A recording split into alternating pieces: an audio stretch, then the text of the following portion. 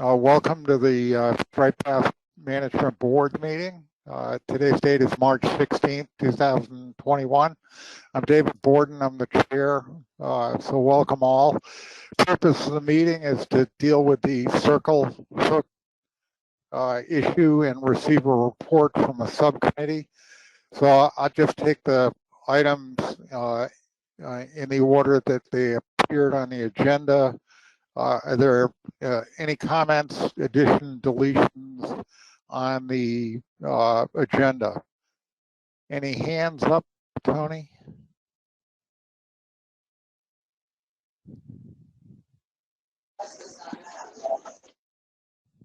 Tony?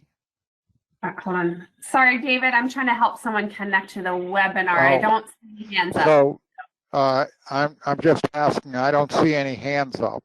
That's correct. On the agenda, changing the agenda. And if there are no hands up, I'm going to declare the agenda approved as submitted. Public comments, we normally take public comments at every board meeting, and we'll try to take comments during the board meeting, depending upon the volume of comments we might get, number of individuals. But at this stage, I'm just looking for comments on issues that are not on the agenda. Are there any individuals from members of the public that want to make comments on issues not on the agenda? I don't see any hands up, so we'll take the agenda in the order that it appears, and I'll try to weave in public comments as we move along. So the purpose of today's meeting is basically to deal with the Circle Hook ad hoc committee recommendation. And just for background, what we intend to do is to have a report by Emily, and then I'm going to ask Tony or Emily to just quickly brief us on how some of the recommendations in the report might be used in terms of process. And then I'm going to move to Dr. Davis, who chaired the subcommittee, and ask him whether or not he wants to ask any questions or offer any thoughts on the issue. And then what I intend to do is go back to each issue and deal with the committee recommendations one at a time. The staff has prepared a draft motion, so we'll follow the normal process and take questions first, comments, and then put up a draft motion and see if we can get a quick resolution on these issues. So any process questions before we start? I see no hands up. So let's start out with Emily's report. Emily, thank you. Thank you, Mr. Chair. Again, my name is Emily Franca, and I am the new FMP coordinator for Striped Bass, and I'll be providing an overview of the ad hoc committee's recommendations today. And these recommendations were provided in a memo from the committee that was included in the meeting materials for today. Next slide, please. So to start off, just as a quick reminder, Addendum 6 includes the following language on the circle hook requirement. The use of circle hooks, as defined herein, is required when recreationally fishing for striped bass with bait. The addendum also states that the use of circle hooks by anglers targeting striped bass with bait, live or chunk, has been identified as a method to reduce the discard mortality of striped bass in recreational fisheries. Next slide, please. And as a quick reminder, in October 2020, the board approved state implementation plans for the circle hook requirement. And at that time, the board did not permit any exemptions. After October, the board and several states received some questions and comments from the public about differing interpretations of the circle hook requirement. So as part of the February 2021 meeting, the board created this circle hook ad hoc committee to address some of these questions. And there were 10 members on the committee, all of whom were nominated by the board from different states along the coast. And the committee was a mix of managers, industry, scientists, as well as enforcement officials. Next slide, please. The ad hoc committee met twice via webinar to develop recommendations to the board on the following 3 tasks. Task 1 was to develop a definition of bait that would require the use of circle hooks. Task 2 was to identify methods of fishing that would require the use of circle hooks. And task 3 was to discuss how to handle incidental catch of striped bass when targeting other species with non-circle hooks. Next slide, please. So I'll provide a brief overview of the committee's discussion on each task and their recommendations. So starting with task 1, the definition of bait. Next slide, please. So the committee came to a relatively quick consensus that the use of any aquatic or marine organism, live or dead, whole or part, used as bait should require the use of circle hooks. The committee did discuss using the term natural in the definition, as in natural bait. But after the discussion, the committee determined that using the term natural was not necessary and that the simple definition of a marine or aquatic organism was sufficient here. The committee also did consider whether the definition of bait should be extended to all organisms, including terrestrial organisms. And after that discussion, the committee noted that there is a relatively low incidence of using non-marine or non-aquatic organisms as bait. And the committee agreed that including terrestrial organisms would create complications around the use of materials such as bucktail and pork rinds. So ultimately, the committee recommends defining bait here as any marine or aquatic organism, live or dead, whole or part. Next slide, please. So moving on to task 2, which is methods of fishing. Next slide. The committee agreed that the circle hook requirements were not originally intended to apply to actively fished artificial lures with bait attached, and that there should be an exemption for this. The committee considered including language specifying what those active fishing methods are, specifically language stating any artificial lure that is trolled, cast and retrieved, or vertically jigged. However, law enforcement noted that including these terms describing the active fishing methods could create potential complexity for enforcement officers who would have to define each of those actions. So the committee agreed that that language specifying the active fishing methods was not necessary in the exemption, and that the exemption could simply focus on the use of artificial lures, and that would still capture the intent of exempting those active fishing methods. Next slide, please. So in summary, for tasks 1 and 2, the committee came to consensus and recommends the following language. Circle hooks are required when fishing for striped bass with bait, which is defined as any marine or aquatic organism, live or dead, whole or parts thereof, and this shall not apply to any artificial lure with bait attached. And again, the committee agrees that this language reflects the original intent of the circle hook requirement. Next slide, please. So the use of rigged eels was raised, and there was some extensive discussion by the committee. Under the committee's recommended language, a rigged eel would require a circle hook because it is a marine organism, which is the definition of bait. And although it essentially functions as a lure, it is not artificial.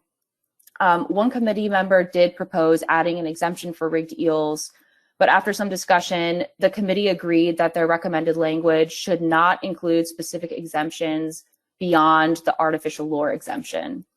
And the committee noted that recreational fisheries vary widely among the states, and so the recommended language should be clear and simple guidance intended to cover the majority of scenarios when circle hooks should and should not be required. Next slide, please. In the future, states could pursue exemptions for fishing methods that are not covered by the recommended language. States would need to request the exemption and propose additional specific language via the state implementation plans, which would be reviewed by the Striped Bass Plan Review Team and considered for approval by the board. And the committee also noted that states requesting any exemptions in the future should consider working with industry and collecting data to determine if the potential exemption aligns with the intent of the circle hook requirement. Next slide, please. So that wraps up the discussion around tasks 1 and 2. So now moving on to task number 3, which is incidental catch. Next slide. So the board had raised questions about how to address the incidental catch of striped bass when targeting other species with non-circle hooks with bait attached. And after extensive discussion, the committee could not reach consensus on this task, and so has provided 2 options for the board to consider today. Option A would be to allow anglers to keep striped bass that are incidentally caught in this scenario, and option B would require anglers to release striped bass that are incidentally caught in this scenario. Next slide, please. So option A would be allowing anglers to keep striped bass that are caught incidentally. And committee members who supported this option noted that requiring anglers to release striped bass in this situation does not align with the goal of reducing discards in the fishery, since this would essentially be requiring a discard. Committee members in support of this option also noted that requiring the release of a fish that has a small probability of surviving would not seem reasonable to anglers. A committee member also noted that it's difficult to require release without data on the rates of incidental catch of striped bass in other fisheries. And finally, it was also noted that requiring the release would go beyond the mandate language in Addendum 6, and that language predicates the circle hook requirement on the targeting of striped bass specifically. Next slide, please. So option B would require anglers to release striped bass that are caught incidentally, except for artificial lures. And committee members who supported this option noted that requiring release is the only means to provide enforceability of the circle hook requirement, and that enforcement cannot prove angler intent or target species. So without this requirement to release, the circle hook mandate would not be enforceable. Committee members in support of this option also noted that although there is a chance of release mortality, keeping the fish would guarantee mortality. And then finally, requiring release of incidentally caught striped bass may encourage anglers to use more circle hooks when targeting other species. Next slide, please. So again, just to summarize this task, the committee could not reach consensus and is presenting these 2 options for the board's consideration around the issue of incidental catch. Option A, allowing anglers to keep the striped bass that are incidentally caught, would not require any additional regulatory language. Option B, which would require anglers to release striped bass that are incidentally caught, would require some additional language. So if the board decides to pursue option B, the committee proposes the following language. It's listed here in blue on the bottom of the slide. Striped bass caught on any unapproved method of take must be returned to the water immediately without unnecessary injury. Next slide, please. And that brings me to the end of the presentation, so I'm happy to take questions. All right, let's, thank you very much, Emily. Let's just hold off on the question just for a minute. So Tony, regardless of which way the committee goes on the recommendations, could you just describe to everyone how this would be put into place? What process is the commission going to follow to put this into place? And then everyone has a good understanding of how that will work. And then after that, I'm going to ask Justin to at least give him an opportunity to make any comments. Then we're going to go right back to task 1 and take questions. So Tony? Sure, David. I think if the board decides to provide any clarifications or guidance on the Addendum 6 language, it would be that they would be making motions for guidance to the states on the implementation of circle hook measures.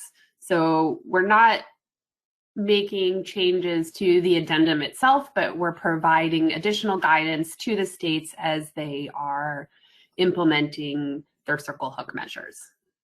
It would not require states to submit new implementation plans, since the board would be providing you all additional definitions or guidance, et cetera, depending on the actions that the board takes today. Thank you very much. Dr. Davis, would you like to add anything to what Emily just said?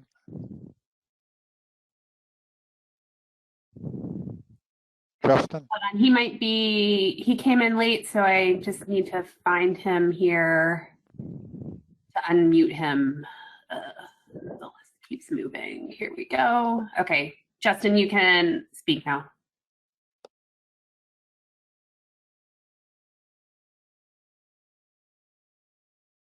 And Justin, if you're talking, we can't hear you. Tony, this is Bill Hyatt. I just want to add, I just got a text message from Justin saying that he lost all audio. So Okay. he may be out of commission for a short period. Okay, thank you, Bill. What I would suggest is we'll go back to Justin later and see if he has any input. Okay, so at this point we're going to go back to Emily. Could you go back to your PowerPoint on task 1 and put that up? And I'll ask for any questions from members of committee.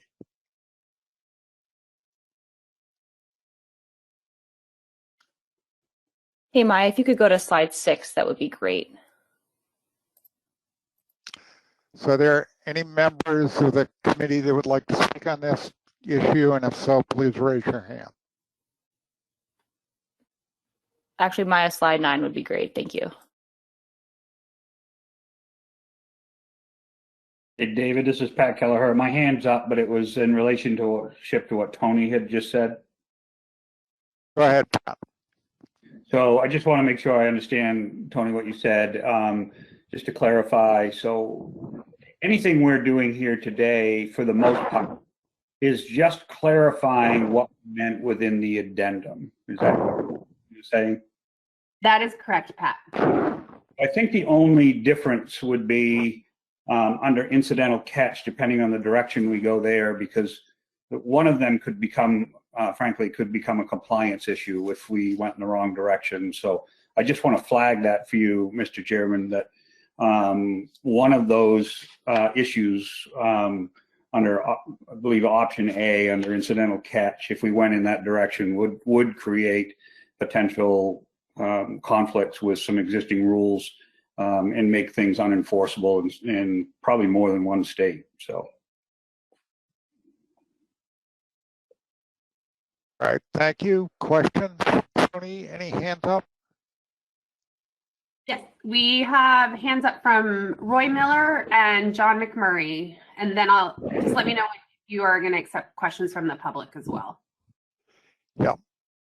Okay, Roy first and then John McMurray. Thank you, David. I have a question for Emily. Did the committee discuss artificial baits such as gulp, fish bites,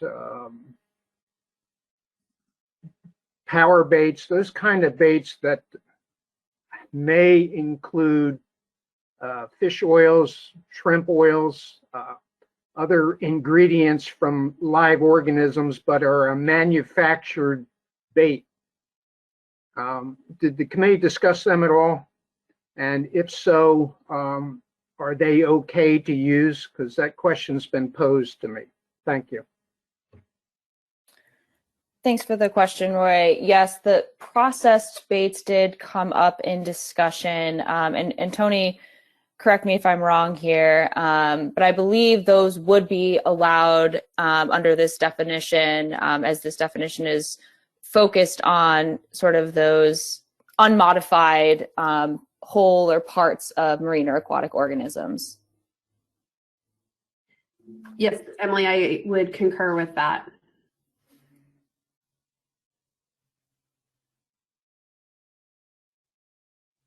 May I follow up, David?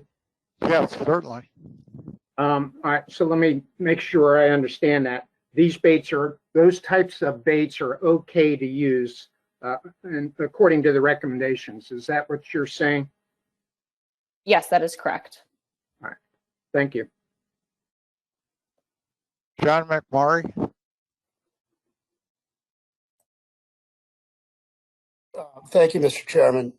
Emily, I'm wondering if there was any committee discussion about the term lure, what constitutes lure, or perhaps an attempt to define lure, because at first glance, I can't help but think we'll be seeing people paint eyes and tie a little hair on a snag hook. I'm wondering if that was talked about at all. Thanks for the question, John. There was some discussion about defining the term artificial lure, but the committee members determined that that term artificial lure is, a pretty well understood term in itself. So they ultimately decided there was not a need to define that.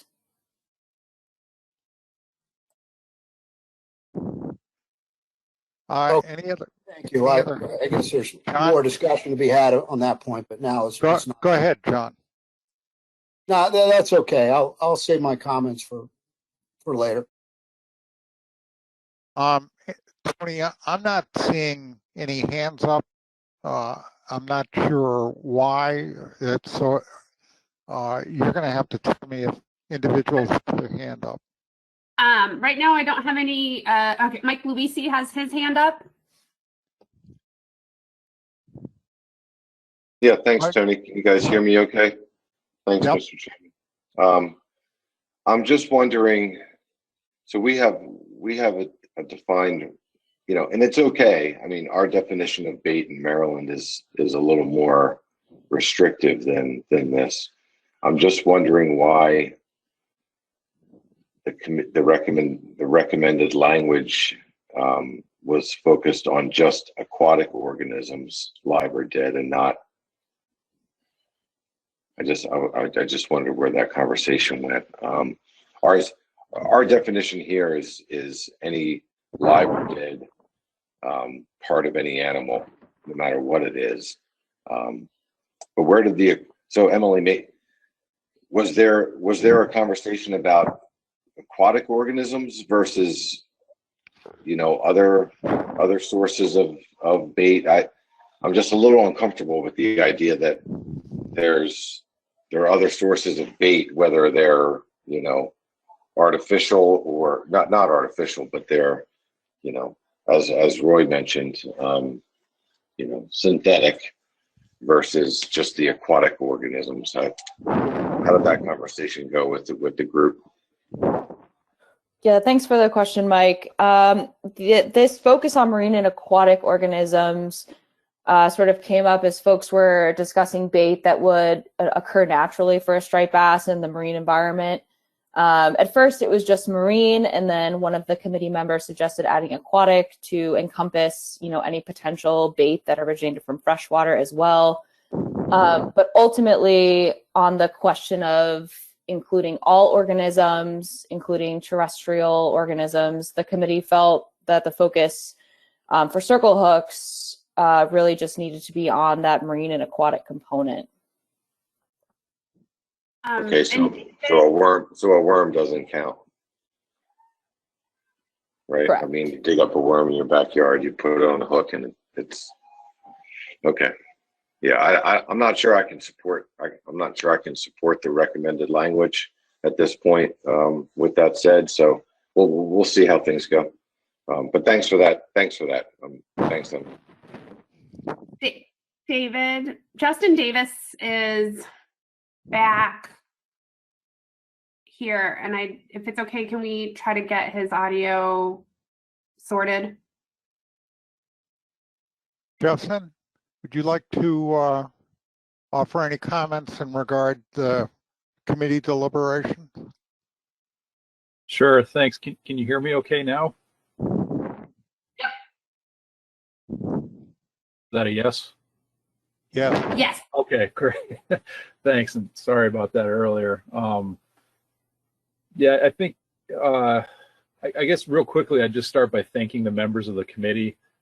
We had a really excellent committee of folks from diverse backgrounds, diverse geographically up and down the coast, but I think what everybody had in common was in-depth knowledge of the striped bass fishery. So that was really helpful to have those perspectives from up and down the coast and from different portions of the fishery. Something I'll just touch on real quick. I think Emily's presentation did a great job of capturing the results of the committee's deliberations. A couple of things I want to touch on real quick. One was that the thing that we came to consensus on very quickly was the idea that the circle hook mandate was not originally intended, nor was it really necessary for artificial lures or essentially active presentations that incorporate bait. We had a bunch of people with really good experience in the striped bass fishery who all generally agreed that circle hooks aren't necessary or an important part of reducing discard mortality for the use of those kinds of fishing methods. And if we were to adopt this recommended language that would exempt artificial lures with bait attached, essentially that would take care of a lot of the issues that have been raised, concerns from the angling public about the circle hook mandate and the no exemptions vote that was taken earlier last year.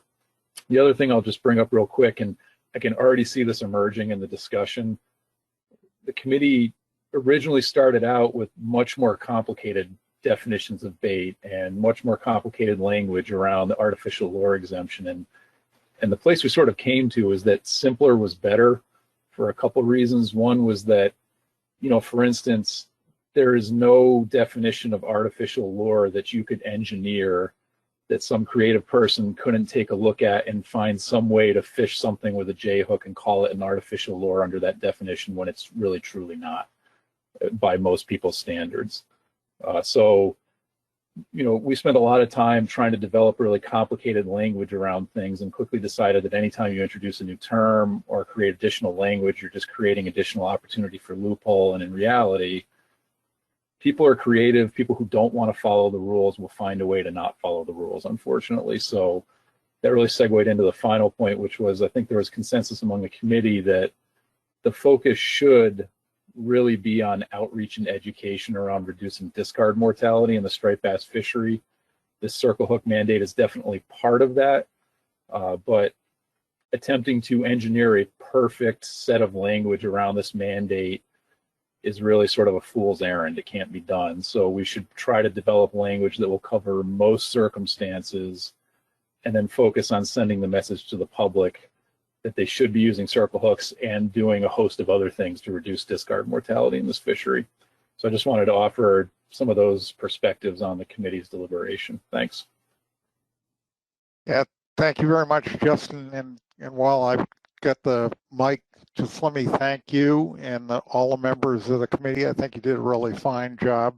It sounds like it was a exceptionally productive committee, worked well together. So, Tony, I am having some kind of technical issues, so I can't see the hands. So you're going to have to tell me whose hands are up. Yep. Next, we have Cherie Patterson and Pat Kelleher. And then one of the committee members, Bob Danielson, also has his hand up as well, one of the ad hoc committee members. Okay, Cherie, and then Pat. Yes, thank you, Mr. Chair. My question is, there was a law enforcement officer in the committee. Did he feel that this recommended language would pass muster in a courtroom? Mr. Chairman, Kurt is on the line, so I think he could answer. Kurt Blanchard. Kurt Blanchard. Hey, Chairman, Board, and Kurt Blanchard on. Cherie, we did weigh in on this definition, and we do support the wording. Thanks, Kurt. Thank you. Pat Kelleher. Thank you, Mr. Chairman. And I don't know who this question is directed to, but Mike Lisi, I think, may have been getting ready to touch on this. Was there any conversations around earthworms, night crawlers associated with this? Because I do know we do have, when you get into the upper parts of our larger rivers, people who will target striped bass using night crawlers. And if they had a night crawler instead of a marine or, bloodworm, sandworm on, they could say that they were not in violation. Thanks for Mr. the Chairman, question. Justin has his hand up.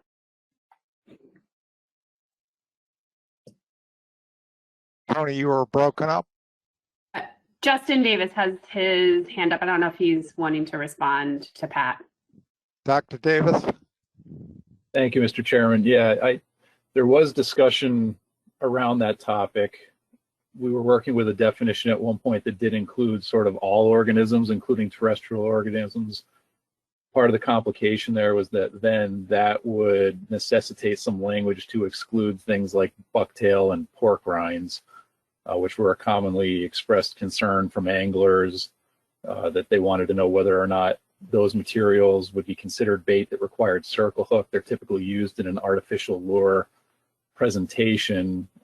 So I think that's why the terrestrial organisms did not end up in the original definition. There was also at least a thought amongst the committee that the use of terrestrial organisms for bait, while it might happen in some places, it's probably not a very common practice.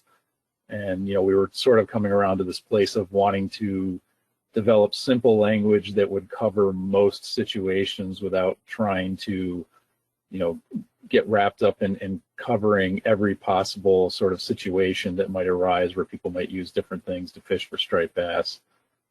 All that being said, I think if there was strong consensus on the board that this definition needed to be extended to include terrestrial organisms, it would be simple enough to do that by just modifying the language here slightly. So that would be my thoughts on that.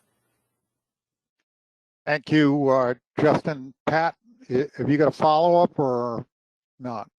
I would just say, I'm not sure if we wanted to make a modification, if we would need to go as broad as terrestrial, because that'll bring in potentially a lot of different organisms, but narrowing it down more might help solve the problem, and we can discuss that when we get to that point. Thank you, Mr. Chairman. Right. Tony, hands? Yep. We don't have any additional commissioners with hands up, but as I said before, Bob Danielson, a member of the ad hoc committee, has his hand up, and then we also have a member of the public. Okay, so Bob, did you say? Bob, if you would like to speak as a member of the committee? Yes, thank you, Mr. Commissioner. I'd like to address Mike Luisi's question about the terrestrial and Pat as well. If you ban the use of all terrestrial animals, you've just taken all the fly fishermen out of the striped bass fishery for the most part. They could use circle hooks to retie every fly in their arsenal, but that was one of the things that I had as a member of the ad hoc committee in my head when this discussion arose. I was very comfortable with the recommended language, especially when law enforcement backed it.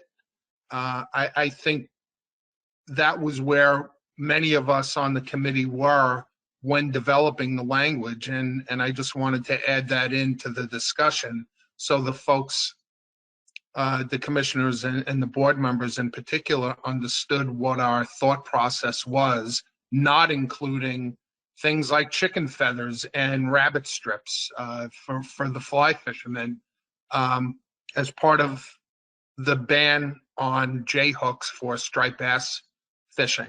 Just I hope that helps explain the thought process that I had. Thank you. All right, Tony, we had one hand up in the public. John McMurray has since raised his hand, and now there are two members of the public.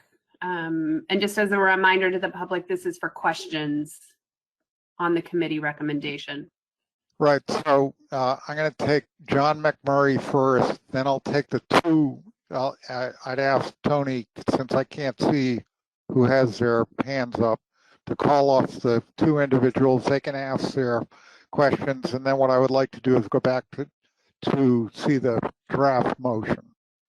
So John? Yeah, thank you, Mr. Chairman. And this isn't a question, but it did occur to me that maybe there's an easy fix to Mike's concern and including language like terrestrial invertebrates. So just throwing that out there. Sorry, that was not a question. Thanks, John. Tony, could you call off the two individuals that have their hands up in the public? Will do. Yep. Mike Wayne first, and then Anthony Nascimento. I hope I didn't totally butcher that. All right, Mike Wayne.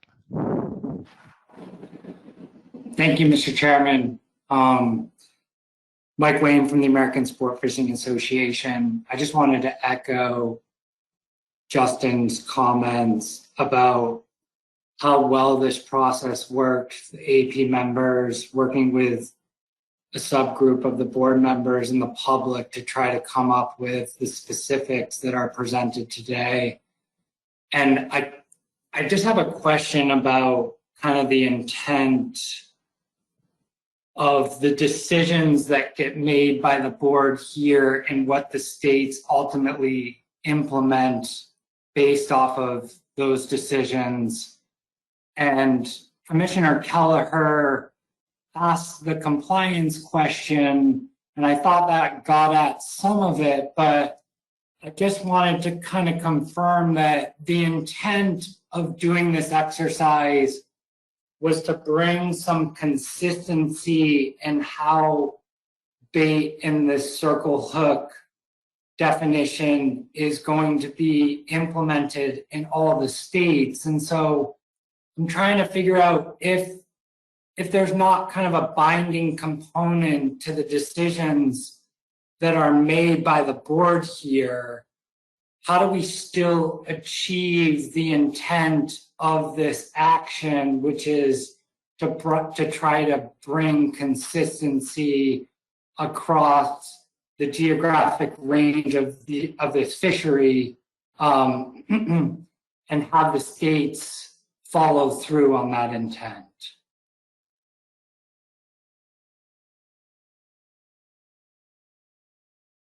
Thanks, Mike. Somebody want to on the board or in the committee want to offer a response? Bob Beal. Bob. Thank you, Mr. Chairman. Yeah, to answer that question and reflect back on Pat Kelleher's comments from earlier, I think, you know, this is a clarification of the circle hook and bait language that was included in Addendum 6.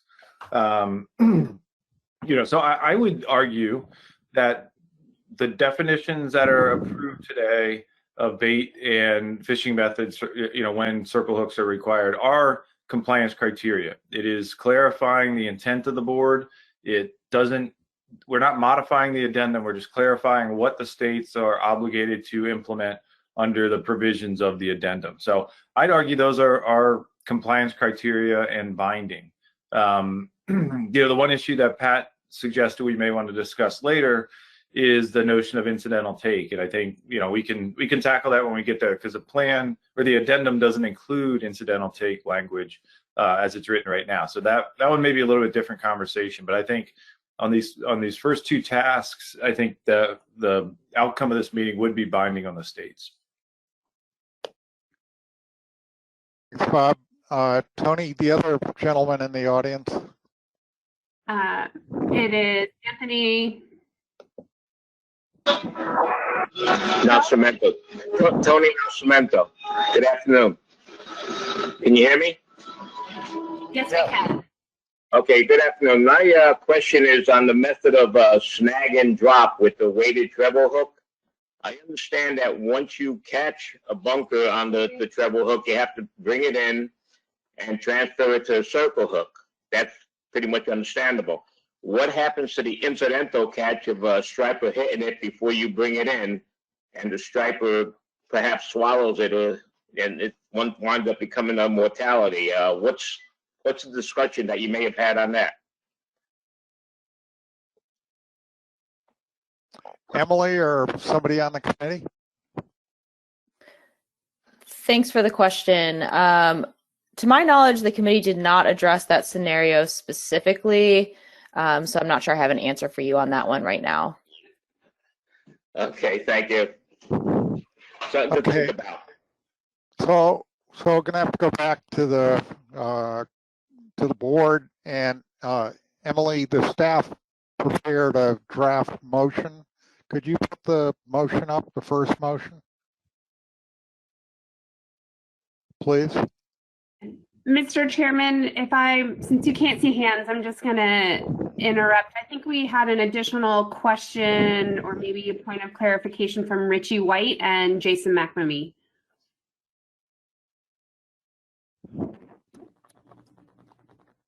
Richie, we haven't heard from you today, so would you like to go first? Thank you, Mr. Chairman. Yeah, my question was to a follow up on Mike Wayne and Bob Beal's answer. Doesn't a state have the ability to be more conservative on this? So if a state decided that they wanted to leave in place the original circle hook requirement that would be more conservative than this change, a state would have the ability to do that. So that would be a question. Beal? Yeah, thanks, Mr. Chairman and Richie. Yeah, the answer is yes. States can be more conservative. If a state wants to, only allow circle hooks for anything, anywhere, that's up to the state. That's applicable or completely in bounds in the commission process. States can always be more conservative. Dr. McNamee? Thank you, Mr. Chair.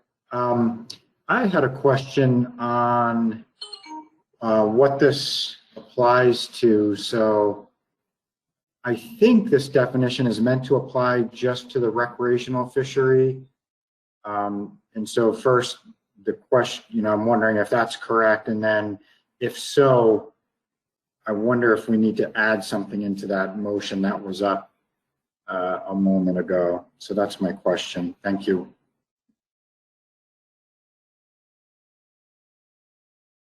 Thanks, Jason. David, do you want me to respond, David? Please.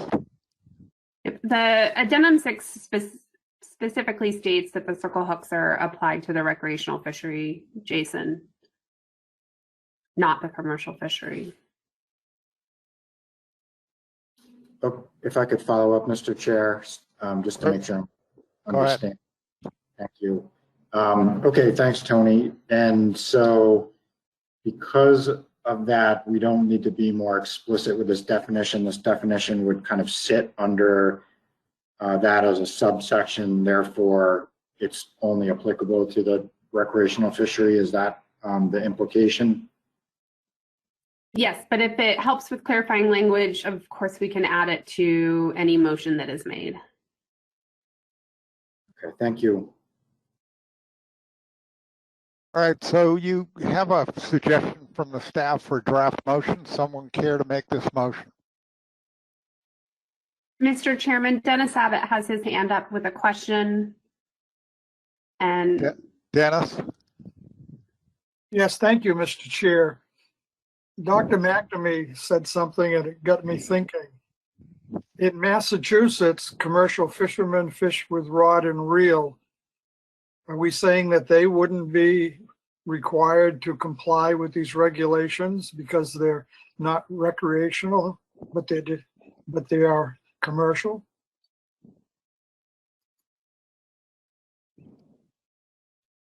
Someone want to respond? Sure, Mr. Chairman, that is how the board worded addendum 6, Dennis. So under the provisions of addendum 6, the circle hooks requirements were for the recreational fishery. Thank you, Tony. So on the motion, draft motion, someone care to make the draft motion? You have Mr. Armstrong. Mike Armstrong?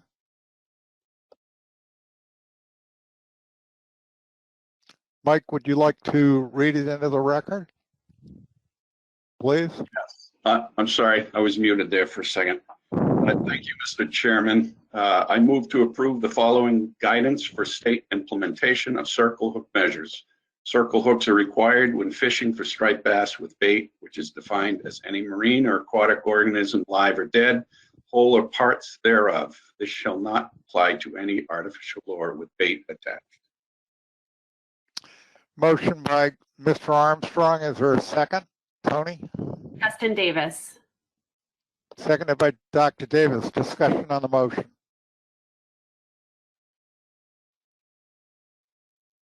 Any We hands? have, yes, we have, I'm just going to let the hands settle for a second. Pat Kelleher, Jim Gilmore, John McMurray, and Mike Luisi. Pat Kelleher. Thank you, Mr. Chairman. So we have several very large river systems in the state where when you get above the saltwater wedge up into the freshwater, we have a lot of people who will target striped bass using a mix of both marine worms that would include bloodworms and sandworms, as well as earthworms. And I would hate to have a situation where people are targeting striped bass in the Kennebec River in Mary Meeting Bay using J hooks with a earthworm on it. It would defeat the purpose of what we're trying to do, especially considering in that particular area, we do have a very small native population of fish that are spawning. I would want to see, I think I would love to see a friendly amendment here that would include the use of earthworms when we define bait. So bait, which is defined as marine or aquatic organisms, live or dead, but somewhere in there include earthworms. All right, thanks, Pat. So that's one suggestion. Tony, the second name that you called out, you're a little broken up. I'm trying to remember who, someone put their hand out. It was Jim Gilmore, but he put his hand down. Yeah, Tony, I got my, I'm good. I don't, Pat actually covered it, so thanks. All right, so we'll come back to Pat Kelleher's question in a minute. I've got John McMurray and then Mike Luisi. Thank you, Mr. Chairman. So my only problem with this is, and I brought this up before, by not defining artificial lure, we're kind of offering that loophole to people who want to get around this. And arguably, folks could paint an eye and put some hair on a snag treble hook and call it a lure. And that's really my primary concern is the snag and drop fishery here. And I actually have a friendly amendment that would fix that if the maker of the motion would accept one. And it's very simple. This shall not apply to any single hook artificial lure with bait attached.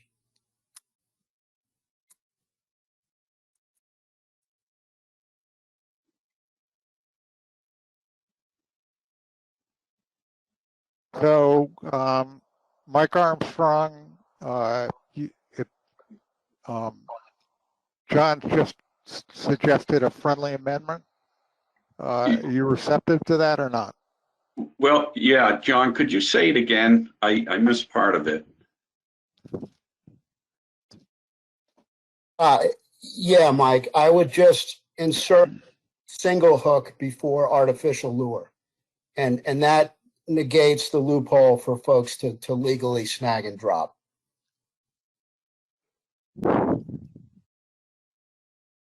Mike Armstrong, any reaction to that? I'm trying to think of what it does. I'm sorry. All right, so if I could, we'll put the, we'll keep going. I've got one, Mike Luisi, and then I'm going to go back to Pat Kelleher's suggestion, and then we'll go back to John McMurray's suggested perfection. So I've got Mike Luisi. Yeah, thanks, Mr. Chairman. I don't have any trouble with the artificial lure side of it because there's been enough discussions over the over this time period as we've discussed this. I have no trouble with that. What I'm struggling with is the kind of the door that's opened when we refer to just the marine or aquatic organisms. And I'm trying, so our regulations, and I don't know if you'd want a motion to amend the regulations that we have here in Maryland state that bait means an attractant to fish, which includes the living or dead, whole body or part body of an animal or a processed product from an animal or vegetative source. So it includes all the different types of bait that you would, in my mind, it's fully inclusive of all the different, synthetic, not even synthetics, but just the different sources of what you would put on a hook. I just feel like this, I'm just going to say it. I don't think this motion is strong enough. I think there are going to be more people who are going to try to find holes in it and try to figure out how to continue to use J hooks. And if we get to the point where we're getting ready to vote on this, Mr. Chairman, I probably would. I'm going to draft it up right now, but I'll probably make a motion to amend. So maybe if you can come back to me, I need to give it a little bit more thought and try to draft it up a little bit. But I'm just not comfortable with the way this is worded. Thanks. Okay, so thank you, Mike.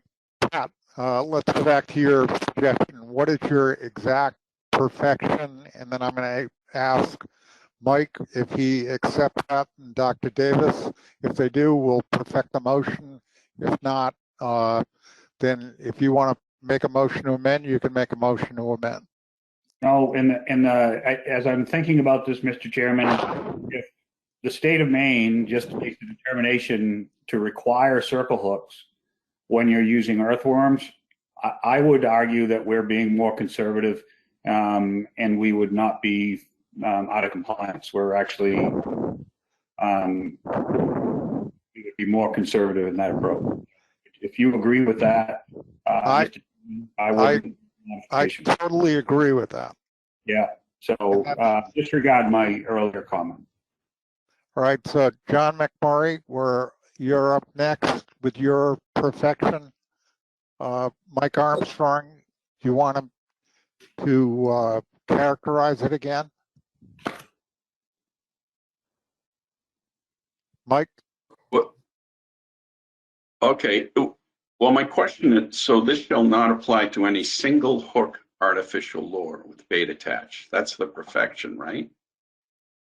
Doesn't that then mean any multi-hook artificial lure can be fished? I mean,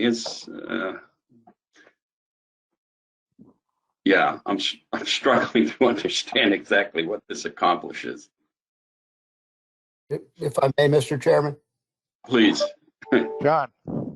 Okay, I'm sorry. I kind of assumed folks knew what snag and drop was, but it's a weighted treble hook that they bunker school and rip it back and snag menhaden and let it swim, and then the strike. And that's really what I'm trying to avoid here. Bucktail on the thing and paint some eyes on it. Now a quality lure. I'm trying to stop that from happening simply by putting single hook in front of artificial lure. Maybe we could clarify it and say J hook. I'm just trying to avoid the use of weighted treble hooks as artificial lure.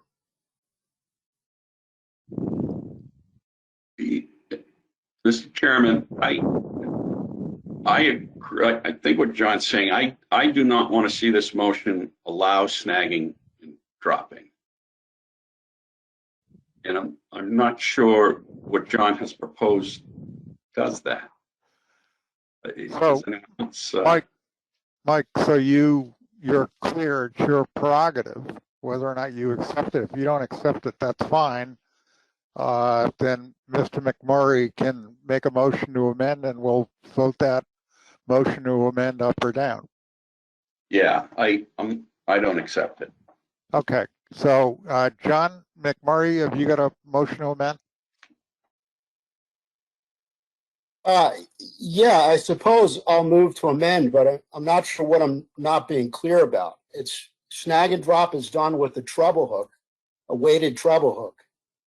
If you simply add single hook to this language, it prevents from happening. Maybe I'm not doing a good job of explaining myself. Somebody else can weigh in and try to clarify what my intent is, or I make a motion. Mr. Chairman, may I ask John a question to try to help here? Certainly, Tony. We need help. John, are you trying to say then that for the last part of the last sentence, are you trying to say this shall not apply to any artificial lure with bait attached and any single hook artificial lure with bait attached? Like, are you wanting both? No. This shall not apply to any single hook artificial lure with bait attached. Okay. Well, I think that what I'm hearing Mike Armstrong say that is if you add that qualifier in there, then artificial lures with multiple hooks could be fished, and they don't want to see that. So by saying single hook artificial lure, you're really narrowing that focus of the artificial lure. Okay, well, maybe somebody could help me out with language here. I now that we understand what I'm getting at. I'm going to go to our chairman of the well, I'm not going to, but David Borden. Justin Davis has his hand up as the chairman of the committee. I don't know if you want to go to him, and then I have a line of folks that have had their hands for you. Dr. Davis. Thanks, Mr. Chairman. I'll take a shot at this. So the first sentence of what's up on the board here says that circle hooks have to be used when fishing with bait as defined.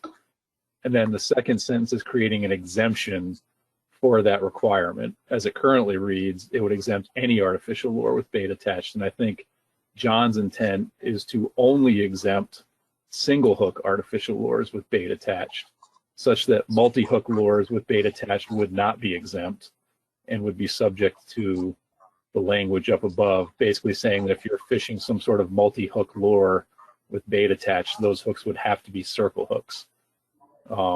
Is that clarify? Does that represent your intent, John? Yeah, I think it does, Justin. I'm kind of processing, but my first reaction is it does. So following up on your point, would you just change the location of the word single hook and put it after lure to do that?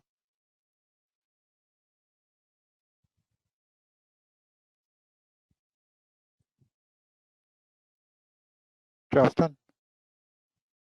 I don't know that the placement of the word single hook matters to the meaning.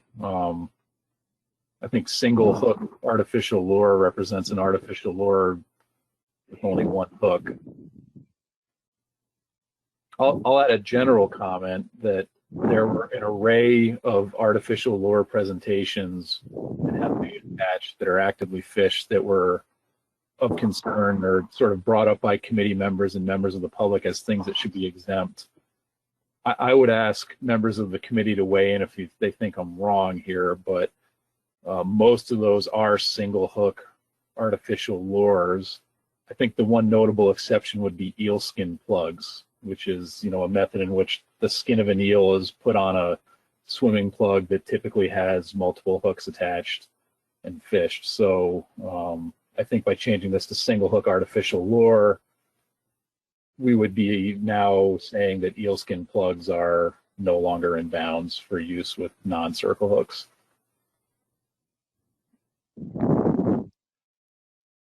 So let me just ask, do we have a specific motion to amend? If not, then I'd encourage people to debate the motion on the board. Tony, what have you got for hands up? I have Tom Fody, Pat Kelleher, and Justin. I don't know if you still have your hand up on purpose or not. And then we have two committee members with their hand up and one member of the public. Okay. So we'll take the two board members first, Tom Fody, and then Pat Kelleher. Yeah, I understand what John is trying to get at, but the wording, the intention of what he's used, the wording he's used is not really clear. A bunker snag is a very particular piece of equipment. It's basically a weighted treble. It's got lead poured on it, and it actually can have one, and then you can put 3 treble hooks above it and throw it out and try to snag multiple bunker at one time. That's the way a lot of us fish it when we basically were fishing from a boat and snagging before everybody started cast netting. But it is a problem, and that's I don't wind up concerned about people painting eyes on it, because the law enforcement has discretion what he basically look at, and a bunker snag with eyes on it doesn't make it nothing but a bunker snag. We all know what a bunker snag is if you're out in the fishery, and we know that that's not supposed to be drop and snag. And I think the drop and snag definition is pretty is in the understanding of the language, unless we want to clarify that and make sure what drop and snag means. You really need, once you snag a bunker, you need to bring it in and put it on a circle. That'll be a clear clarification. The problem here is I don't want to make it so complicated that people try to read into this thing and get all confused, especially with striped bass fishermen. I mean, striped bass fishermen, when I used to do it, I used to fish, when I used to travel, I used to fish from North Carolina to Maine, fishing with striped bass. And it makes it very difficult. The states have different regulations. I had a charter boat captain went to Maine because he had a pork rind on the end of his hook. He wound up with a ticket, and he says, "I never heard of that before." And that's what I don't want to is massive, because most of what law enforcement goes on in the recreational sector is peer pressure to do it a certain way. If the public, and they're so disillusioned with a lot of regulations we have right now, whether it's flukes or other species, that we don't want to confuse them where they basically lose confidence in our regulations and do whatever the hell they want. And that's why I think we need to be clear on what we basically are saying, and clear to the public that they can accept what we're putting out there and address their problems. We addressed it with the bucktail. I think this definition handles almost 99% of the problems we were dealing with. I mean, I don't want to I fly fish for them. We were talking about, I have rabbit fur, moose mane, everything else I use in the world to make flies out of. And I don't want to be not able to use those materials when I'm tying flies. Okay. And the rigged deal is the other problem in here. And we need to figure out a rigged deal. For those of you not familiar, I've rigged hundreds of rigged eels in my life with regular eels, and then we'd use rubber eels. On a rubber eel, and a rigged eel, you could put a circle hook in the tail hook. But basically putting it on a tin squid only has a single hook. So there's the problem when you're using a rigged eel. The front hook, if you're just using a front hook and you're not putting a tail hook on it, you got a J hook on it. You don't pour 10 squids with a circle hook on it. All right, So Tom, thank you. Kelleher. Thank you, Mr. Chairman. I mean, I support this language as it exists right now. I think this issue that we're kind of straying into is really about incidental catch. If somebody was going to try to paint eyes on a treble snag hook that's weighted, and they snag a fish and then catch a fish, and bring it in and retain it, they would be in violation of a rule like this. So I'm happy with the language way it exists. All right, Tony, could you call off the names of the committee members that wanted to speak on this? I think we owe them the right to comment. Will do. And I just want to let you know that 2 additional commissioners have raised their hands as well. So, but the 2 committee members are Delane Brown and Andy D'Angelo. First one, please. Delane? Lieutenant Delane Brown. Thank you, Tony. Thank you, Mr. Chairman. I don't want to muddy the waters at all. We have a statutory definition in New Hampshire that states what a single hook artificial lure is. And it's a lure with 1 single hook with not more than 3 hook points. So that would include a treble hook is considered a single hook in New Hampshire. It's confusing with everything else that's been proposed. Thank you. Thank you. And Andy, do you want to comment?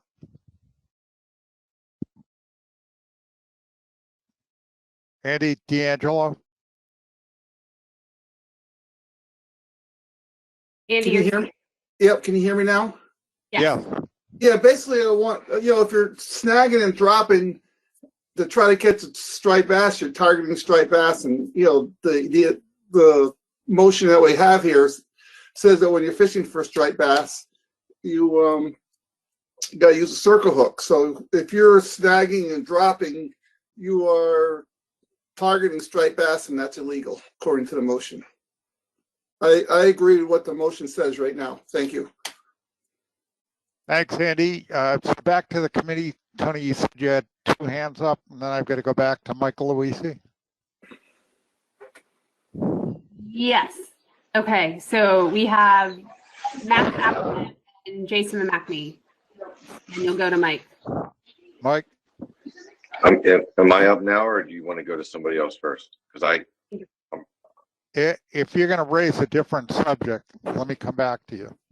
yeah, I was going to make a motion to amend after you hear from a few other people. So okay, so whenever you're ready, just come back to me. I've got to.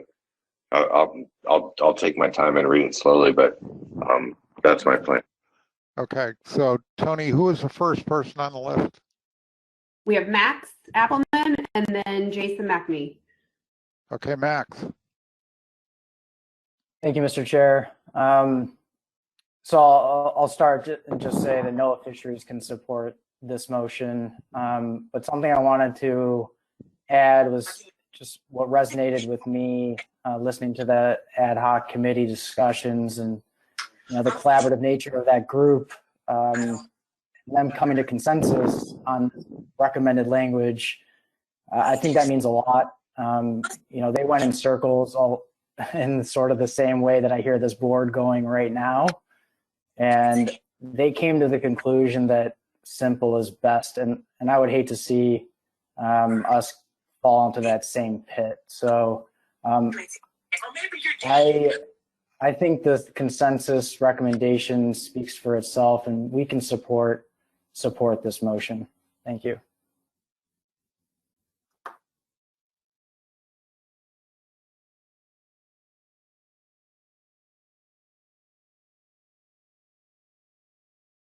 David, you had Jason next. Jason McNamee. Thank you, Mr. Chair. And I may be, so what I intend to offer is what I think is a perfection of the motion that's on the board, if that's appropriate to do right now. It's a simple, I think, non-significant one. Go ahead. Okay, and this gets back to the comment I raised earlier about this being specific to the recreational fishery, and so I think it couldn't hurt to clarify that in this motion. And so what I suggest we could do is simply add before the colon, after the word measures, the phrase for the recreational fishery. And that would make it nice and clear that that's what we're talking about. Okay, thanks, Jason. Mike Armstrong, will you accept that as a perfection? Yes. Dr. Davis? Yep. So you have a perfected motion. Thanks, Jason. Anyone else other than Mike Luisi on the list, Tony? Just a member of the public. I'm going to take Mike Luisi first. Mike. Yeah, thank you, Mr. Chairman. I realize that there's a lot of support. I mean, so here's how I look at circle hooks. We're moving in the right direction, but I feel like this motion allows for too much. It's too liberal, and it's not constrictive enough. It's much more liberal than our state rules, and it's going to be challenged. I think that if we're going to go in the direction of applying circle hooks, which we've already done, but determining what bait is, then we should be as inclusive in all forms of what that term is. And I read it into the record earlier. I feel that our state has a definition of bait, which I strongly, support. I think that the marine and aquatic organism part is a little more. It's a little too liberal in my opinion, and so I would offer a motion to amend. So what I'd like to do is after the word, which is defined as, so after as, I would offer that bait be defined as the living or dead, whole body or part of a body of an animal, or a processed product from an animal or vegetative source. That's what we have in our regulations, and it, so that includes all the different products that are on the market, all the different things you can buy. If I get a second on this, I can offer a little more thought, but let's just see. Let's see how that goes. But that's my so that would replace the section in the original motion after the word as, and we'll see how it goes. But I do support the artificial lure sex part of this. I don't want that to be replaced. I think artificial lures should, if you're actively working on artificial lure, I have no problem with that. But the other section, it's basically the definition of bait. So we'll see what happens. Thank you. Mr. Chairman, before we get a second, can we make sure that we know exactly what we're replacing or adding here? So yeah, so Tony, so what I was planning, what I'd like to replace, motion to amend, fishing for striped bass with bait, which is defined at, so after the word, after which is defined as, that's where, so instead of any marine or aquatic organism, live or dead, whole or parts of thereof, I would replace that one part of that motion with the statement that I made. So okay. Defined as the living or dead whole body product, that's, I would just like to replace that wording to strengthen this circle hook requirement, which I feel is too weak at this point. Yep. Thanks, Mike. I just want to, yeah, I have what you're saying. So Maya, if you can, yes, Maya, if you can say motion to amend to replace,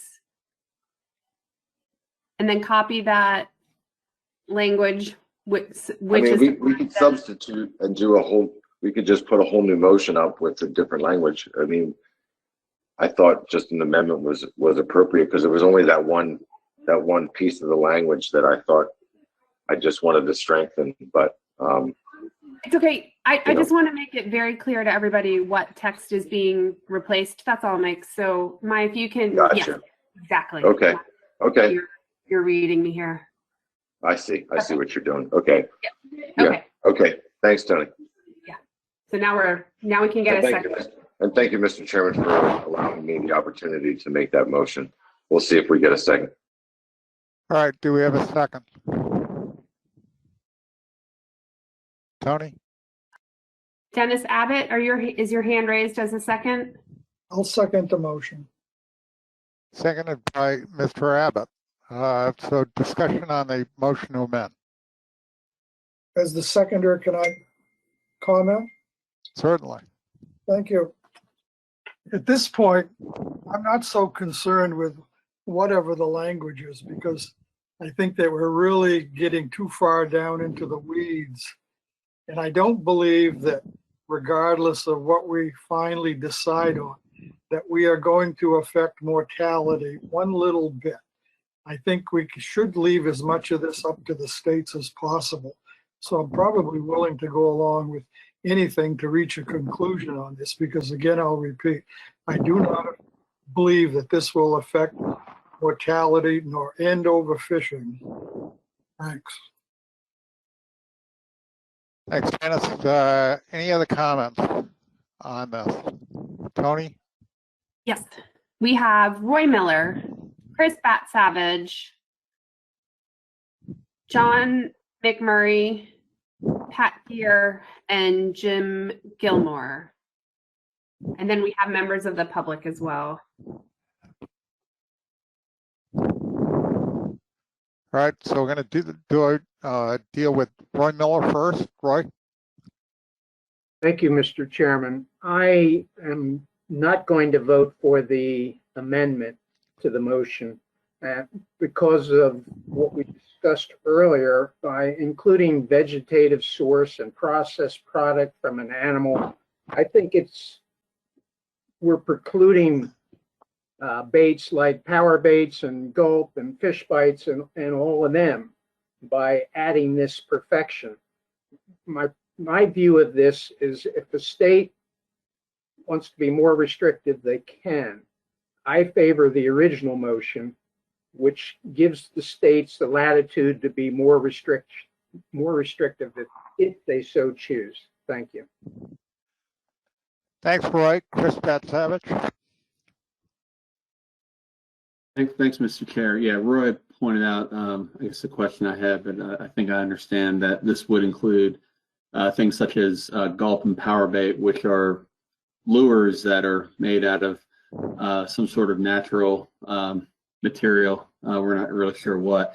And that's problematic, I think, for a lot of our regulations. The regulations in North Carolina are more restrictive.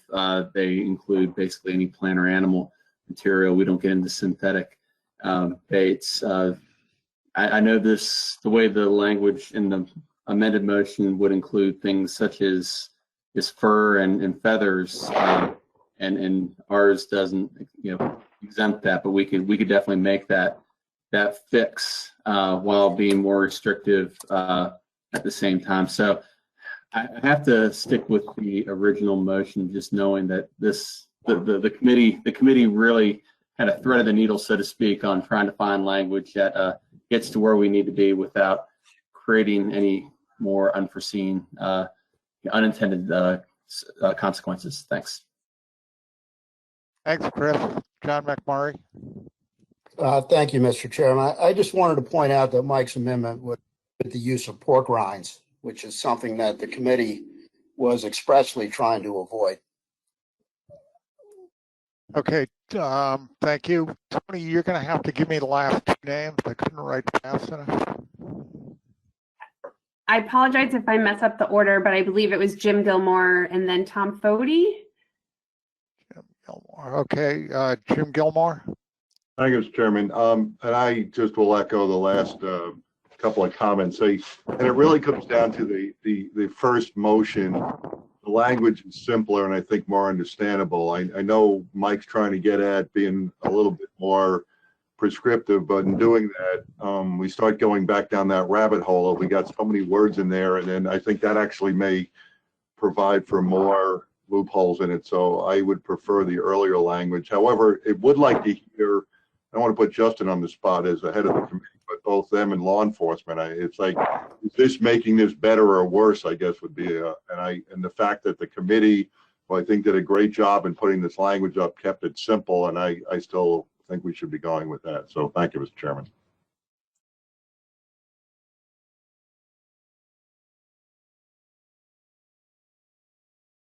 We've got Tom Foti.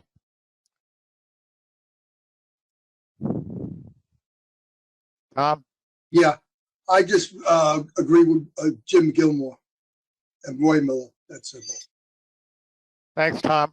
Well, we've heard a number of comments from board members who basically have indicated they intend to support the underlying motion and not the motion to amend. Is there anybody that has not raised their hand that wants to speak in favor of this motion to amend?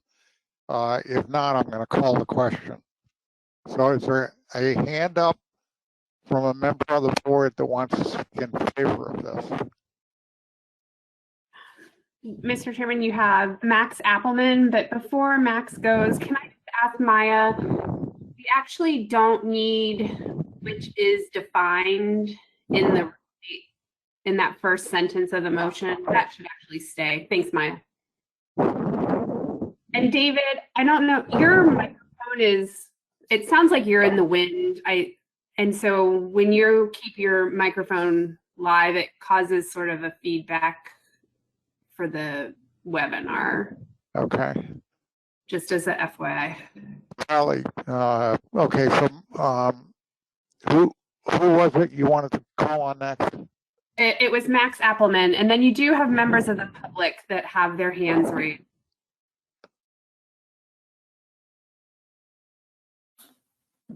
Thanks, Mr. Chair. I'm going to jump in. So, I don't know how I'm going to vote on the amended motion, but, I feel like NOAA Fisheries can support both of these motions. I want to pull from some of my fellow commissioners and, is this going to create more work? It sounded like covering the entire gambit might create more work down the road as, we exempt this, that, and the other, these unintended types of bait that really aren't the target of this provision. So I think I can support both of these, but I don't want to create more work for us in the end. And I fall back on, simple is probably best here. Okay, thanks, Max. Let me just point out that we're an hour and a half into a 2-hour meeting. We haven't gotten to the most controversial part of the recommendation, so we need to move along here. Are there any other board members that want to speak on this issue? No hands raised. Okay. I'm going to take 2 public comments and then I'm going to call the question. Tony? You have Patrick Paquette first, and then Mike Wayne. Pat?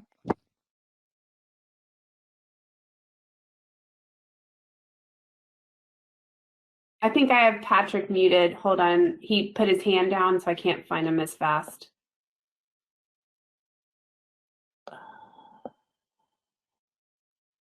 Mike Wayne, why don't you go first?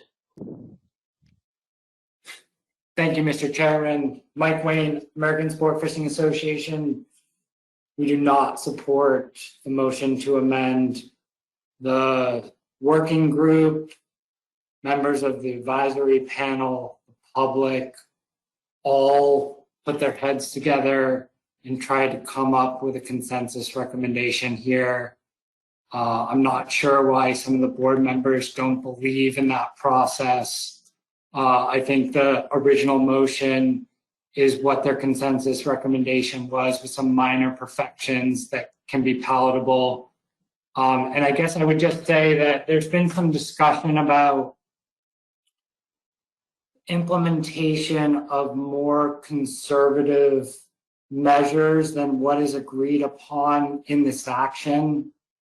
As Dennis Abbott said, these decisions will likely not have a conservation benefit to the resource. And so I think that sometimes the states choose to be more conservative than the plan requires.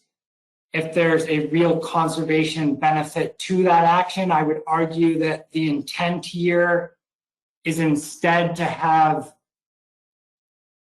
consistency in the measures across the states. And so I hope with whatever decision occurs from today's board action, the states can live with that decision, implement the intent of the board decisions today, and leave actions that are more conservative than the plan requires for issues that would actually achieve that conservation benefit. Thank you. Thanks, Mike. Patrick.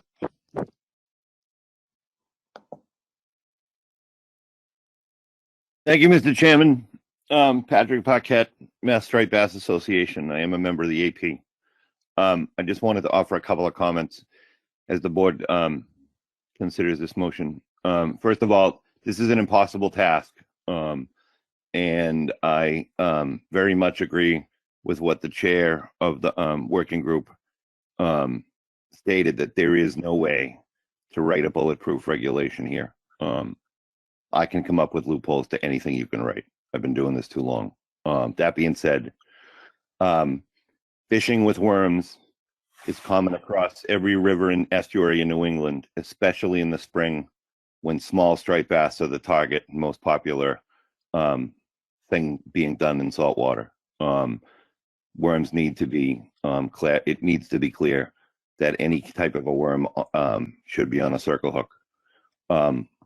Also, in my state in Massachusetts, there is no test. There is no difference. Boats that are recreational, commercial, and for hire are all in that snag and drop fishery. We're all doing the same thing.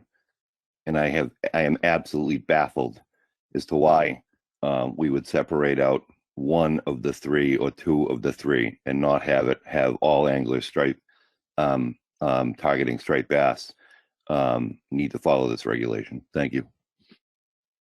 Thanks, Matt.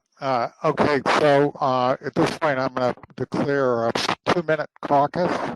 So you can caucus among your delegations. And in the meantime, Tony, if you could just stay on the line and see if you and I can figure out what my technical issue is. So Okay. 2 minutes. David, when you come back from those 2 minutes, Delane Brown has his hand up. He's the New Hampshire LEC rep. So I don't know if you want to go to him. Sure. I'll take him last, and then I'm going to call the question. Okay. I will give you a call.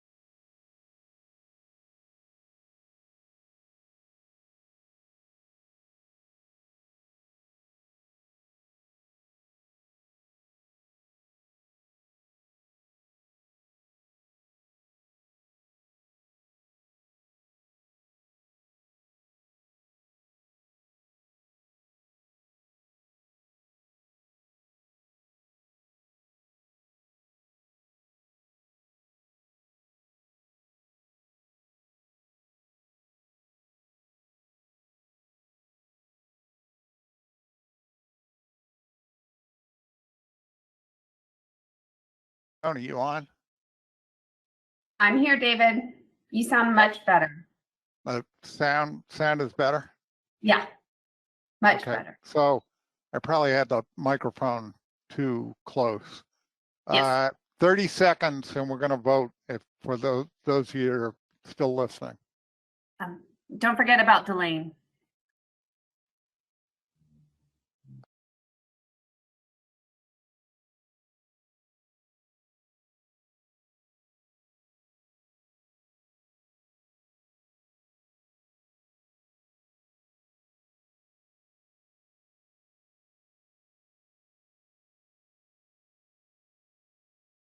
All right, we're back in session at this point.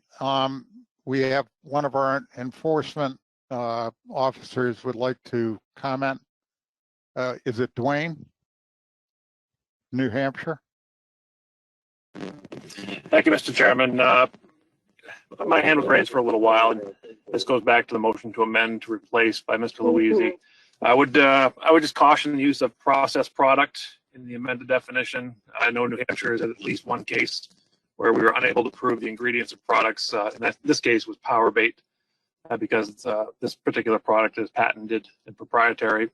So when it comes to that, as a law enforcement officer, if you can't meet the burden of proof that a processed product has animal parts in it, you can't make the case. So that's all I had to add. Thank you so much. Thank you. So we're back in session.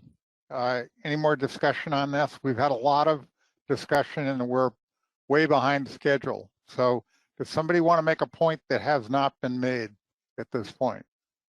I do not see any hands up. Tony, have you got any hands up? Nope, I do not. Okay, so all those in favor of the motion to amend, Mr. Louisi and Mr. Abbott, please signify by raising your hand.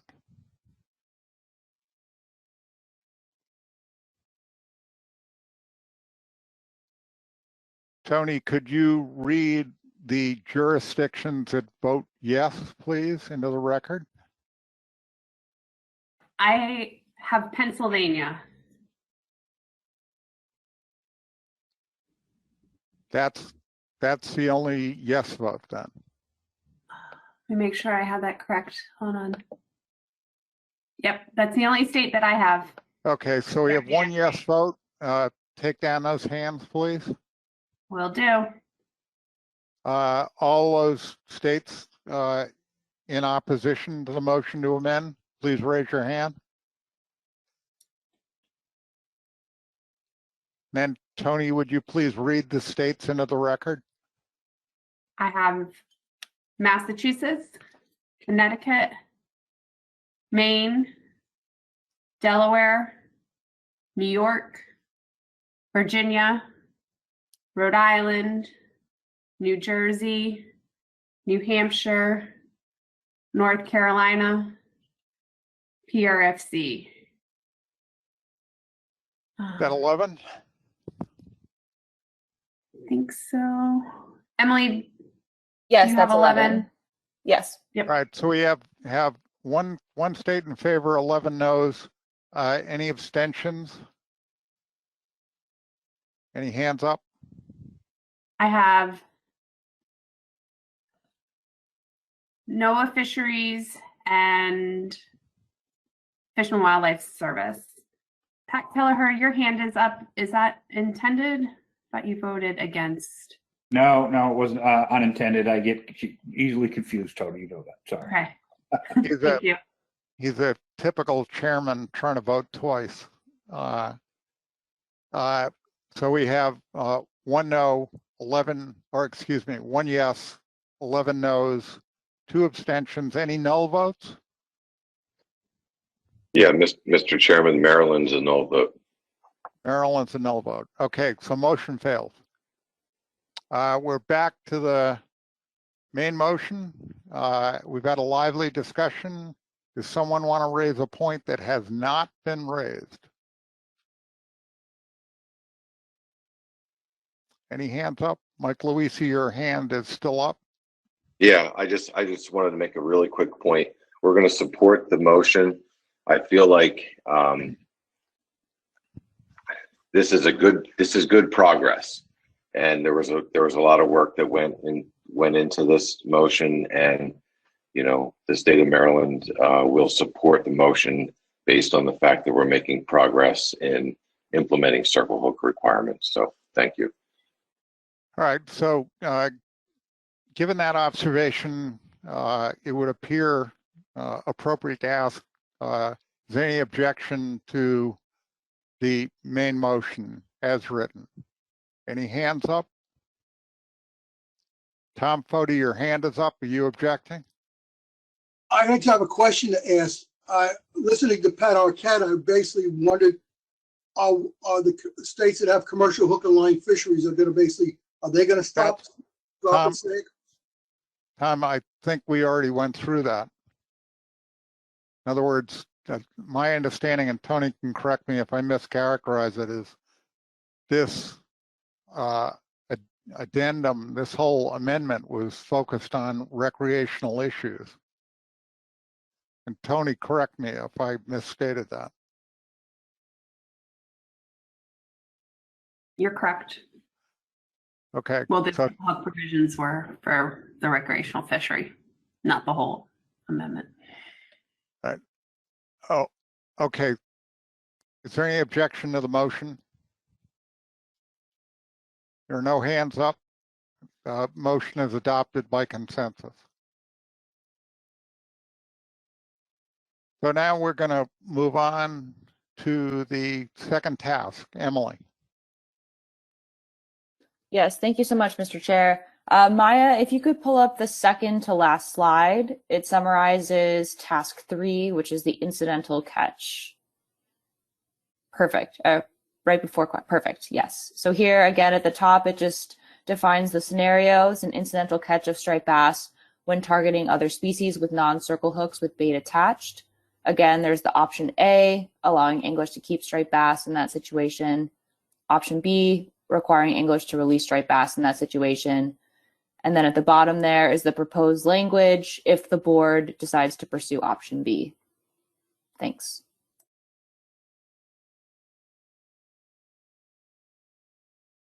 Thank you, Emily.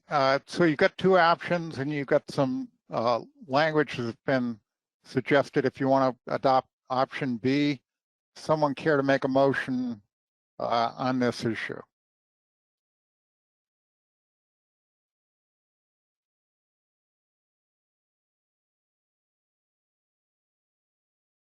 Dennis Abbott. Thank you, Mr. Chair. I make a motion that we allow anglers to keep striped bass that are incidentally caught. Do I have a second? Seconded by Mike Armstrong. Are you seconding it?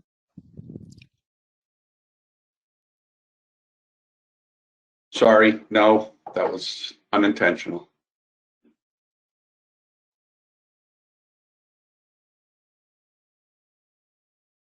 Excuse me. I muted myself. Tom Foti, are you seconding the motion? Yes. And I'll Okay, explain why. You have a valid motion on the table with a second, as made by Mr. Abbott, seconded by Mr. Foti. Discussion on the motion.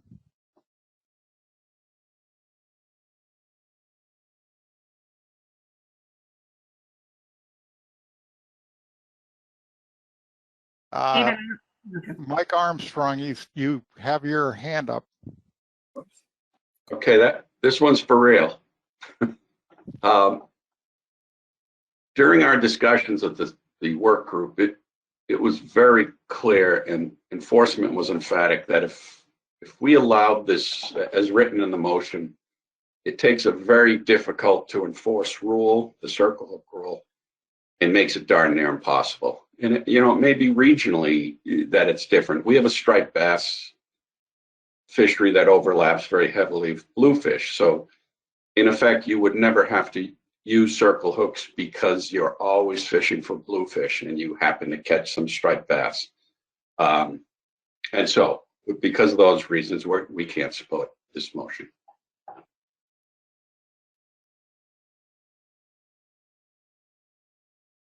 Next on the list, I have Justin Davis and then Tom Foti. Thank you, Mr. Chairman. I do support the motion, although I certainly respect the arguments on the other side, particularly the sentiment from law enforcement that by preventing anglers from keeping legal-sized striped bass that are caught incidentally, it might add some enforceability to the circle hook mandate.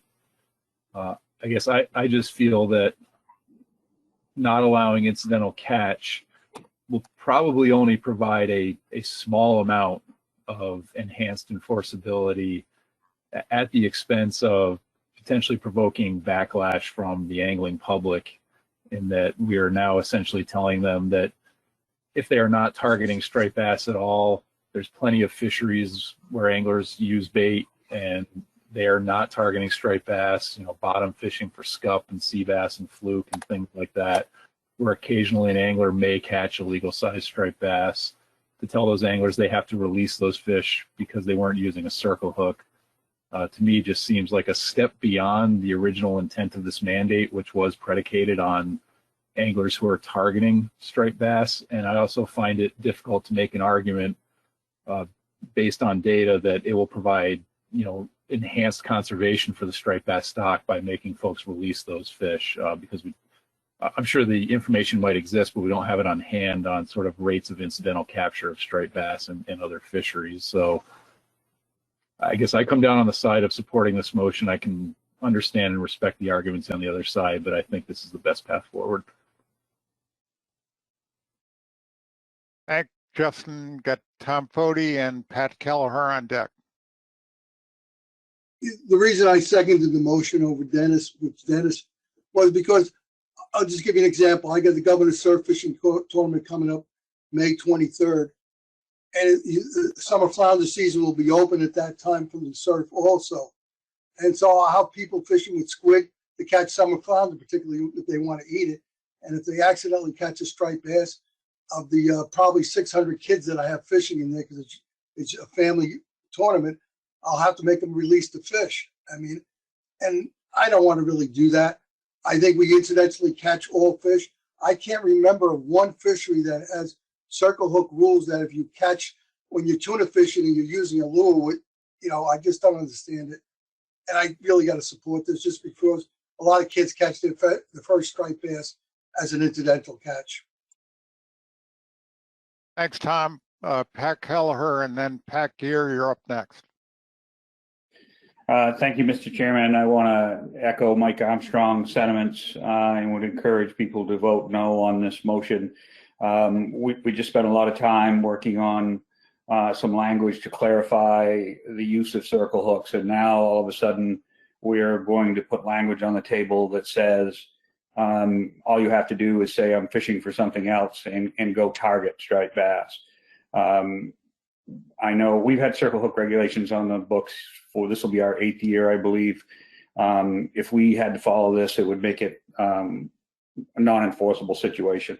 Everybody would know just to say, no, I'm fishing for, in the upper part of the river, fishing for smallmouth, or I'm in the lower part of the river and I'm fishing for striped bass. So I would very much caution any support on this language, and I'll be voting no for the reasons stated. Thank you. Thanks, Pat. Pat Gear. Thank you, Mr. Chairman. I'm sympathetic to both sides in this situation. I can see, I can see arguments on both sides, but I think Mr. Kelleher made a very good point about, the enforceability. What is the purpose of having circle hooks if we're going to allow retention without them? What I'd really like to hear is I'd like to hear from law enforcement about their opinions on this, because they're the ones that are going to be on the water having to enforce this. And what are their thoughts on it? Mr. Blanchard and other folks that may have been on the work group. Deputy Chief Blanchard, you want to comment? Yes, Mr. Borden. I was quite vocal on the committee meeting on this particular issue. This takes as Mr. Armstrong stated, this takes a very, very difficult regulation that we have to identify an individual actually fishing on the water, bringing the fish over the rail, and determine whether he's legal or illegal in their take. When we put this in here as an incidental take, all that work and all that effort that's going into creating that regulation, whether it's the bait definition, the hours it's going to the committee work, the hours it's going to the board work, makes this completely unenforceable. There is no way that we would have the ability to enforce incidental take at that point. We've worked with everybody to come up with that definition that's simple and understandable. We've included openly and agreed to the lure allowance, and we're really getting into a certain situation of just a really isolated fishery on fluke or sea bass, where you might be using J hooks with bait, and you might take a fish. So to allow for that one-time effort where you might have an incidental catch, to throw everything else out the window, I just don't think that this is prudent. I really don't. I would advocate against this motion. Not that that's my position of law enforcement, but I do not see where this makes any sense in the overall picture. The other discussion about first-time takes and things like that, I really think that this is. I spoke to this on the committee. I really think that that's our opportunity to talk to young folks and others that are maybe new to the fisheries, to talk about what conservation means and take the opportunity to highlight why you're returning that fish caught incidentally back to the resource and what that means for the future of the stock.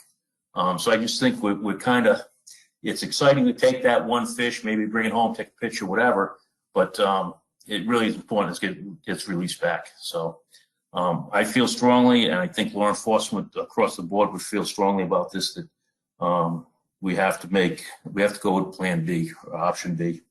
Thank you. Thanks, Kurt. We also have Delane Brown Officer Brown on the call. So, Mr. Brown, would you like to comment on that, follow up on Kurt's point? Thank you, Mr. Chairman. I think Deputy Chief Blanchard hit the nail on the head. So, well said. Thank you. Okay, so back on the list then.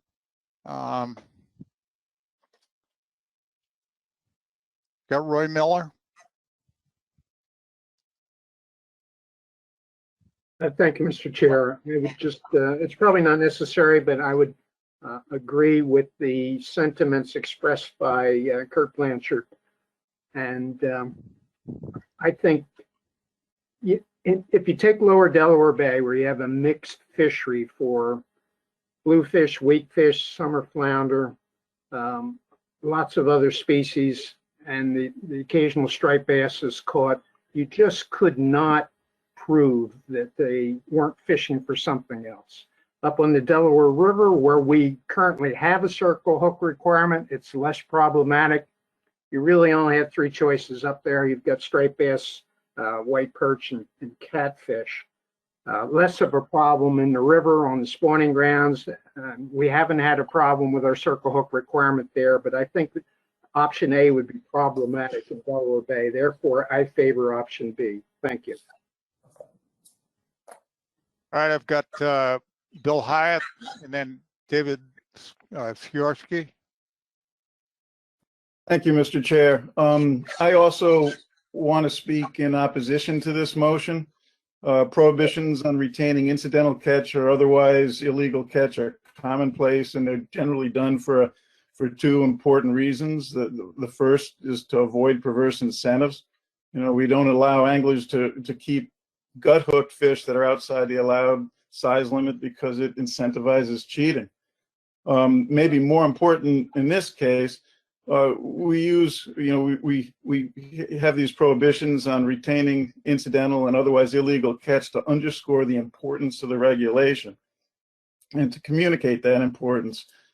Circle hook regulations are already difficult to enforce because they involve intent. This has been mentioned many times. There's already a running joke among Connecticut anglers that now they're all fishing for bluefish.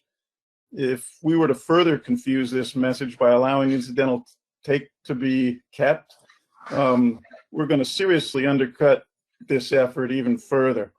We would be telling people, in effect, not to take the circle hook rules seriously. And I'll say that again. If we do this, we would be telling people not to take circle hook rules seriously. will be making it easy for anglers to rationalize gamesmanship. And I don't think we want to do any of that. So again, I'm against this. Thank you. Thank you, Bill. David, you're up next. Thank you, Mr. Chairman. I wanted to speak in support of Dr. Davis's comments previously and all others who have spoken in support of this motion. I was part of the work group, and I highly respect all the comments that are in support of B. But thinking about it from a Chesapeake Bay perspective, we're kind of a one-trick pony at this point with folks fishing with bait. You know, we've put rules in place to make sure that circle hooks are used. And unfortunately, recent enforcement actions were basically thrown out by judges. And it was a harsh reminder that circle hooks at large are difficult to enforce. So while I want what's best for this resource coast-wide, I really do think we're shooting for the moon to land amongst the stars. And we have to really consider how this can affect the universe of recreational anglers out there. And it really is a difficult decision to make here, but I do support the motion. Thank you. All right, I've got Mike Luisi.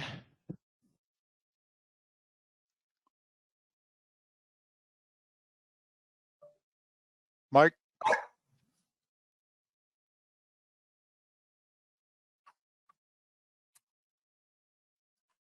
Mike Luisi. Okay. Mike is self-muted.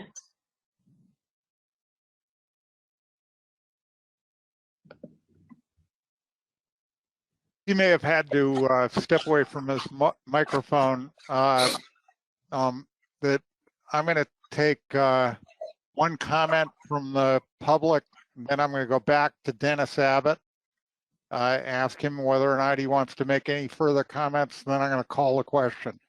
Patrick Paquette. Thank you, Mr. Chairman. Every single internet forum and every single Facebook page that's been discussing this has somebody who's commented, well, I'll just go blue fishing. This is the mother of all loopholes. This motion has to fail. If you want this to have any peer pressure behind it, this has to fail. In addition, on February 22nd, the ASMFC released a hearing document that bluefish are in a rebuilding amendment. Maybe we should be encouraging circle hooks with bluefish too. But this absolutely kills a circle hook regulation if you allow me to go blue fishing, because bluefish forage on the exact same thing. And oh, by the way, people are concerned legitimately on this board with snag and drop. There's not a seminar speaker or a mainstream fisheries article writer who hasn't written or read or seen in a show somebody talk about how bluefish are raging a school of bunker and below it is the big striped bass. These two species are together. You can't target one without the other. This motion needs to fail. Thank you. Thank you, Patrick. I'm going to take one more comment from the audience and I'm going to come back to the board. So I'm going to take Andy D'Angelo, who is also a member of the subcommittee. Andy?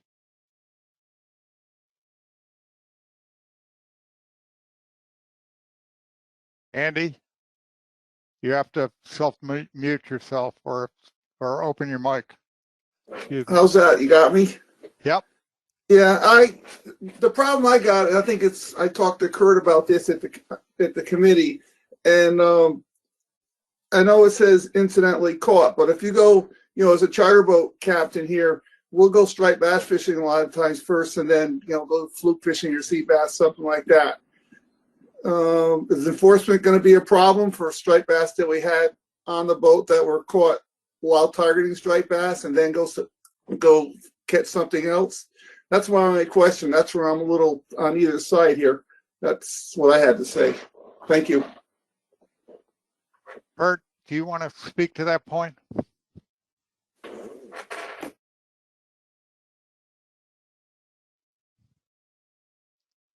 Kurt Blanchard?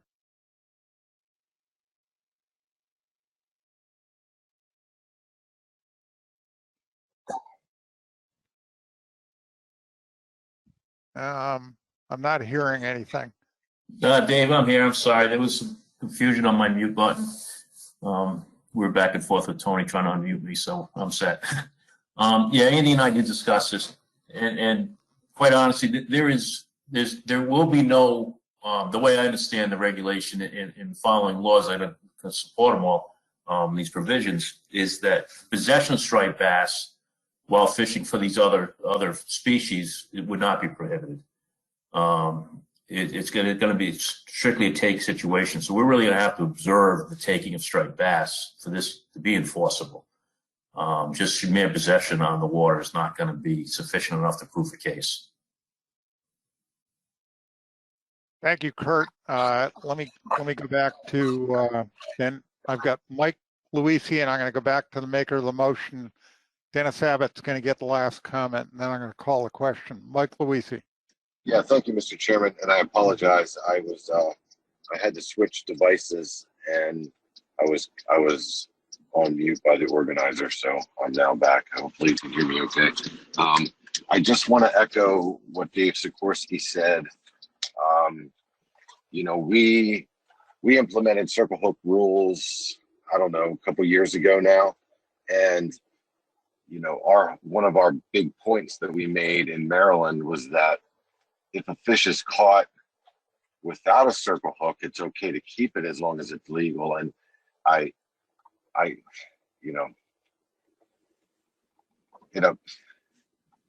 don't know how. I think we'd have a hard time here in our state, implementing measures that incidentally caught fish without a circle hook would have to be returned to the water. I think we'd have a really hard time here. So I'm gonna stay with Dave on this one and support this motion. So I just wanted everyone to know that. Thank you. Thanks, Mike. Dennis Abbott, you get the last statement, and then I'm going to declare a 2-minute break, and then we're going to call a question. Thank you, Chair. I made this motion with good intentions, but listening to my more learned colleagues, I can see there's more to it.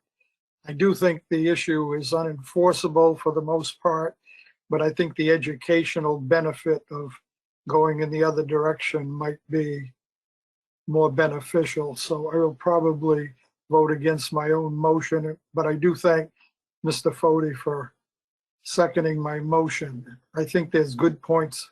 Good points have been made on both sides, but we'll go. Let's go. All right, I'm going to have a 2-minute caucus. We'll reconvene in 2 minutes.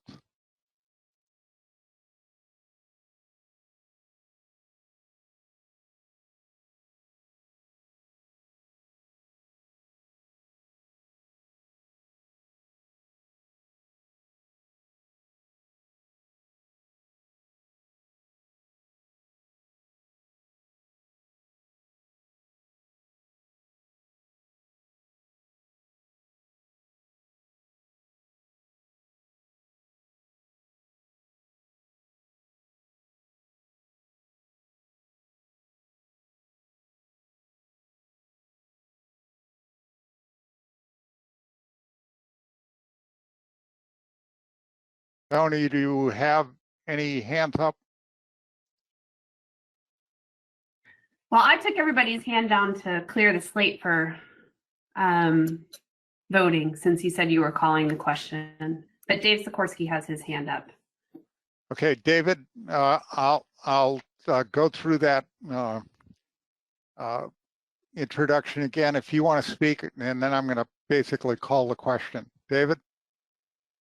Thank you, Mr. Chairman. I just have one last point I forgot to make when I spoke previously, and that's with, I view this through the lens of all states can be more conservative in this action, and it will be difficult in Maryland for us to implement the option B. Thank you. All right, thank you, David. So I'm calling the question. The motion is to allow anglers to keep striped bass that are incidentally caught. Motion by Mr. Abbott, seconded by Mr. Foti. All of those that favor that motion, raise your hand.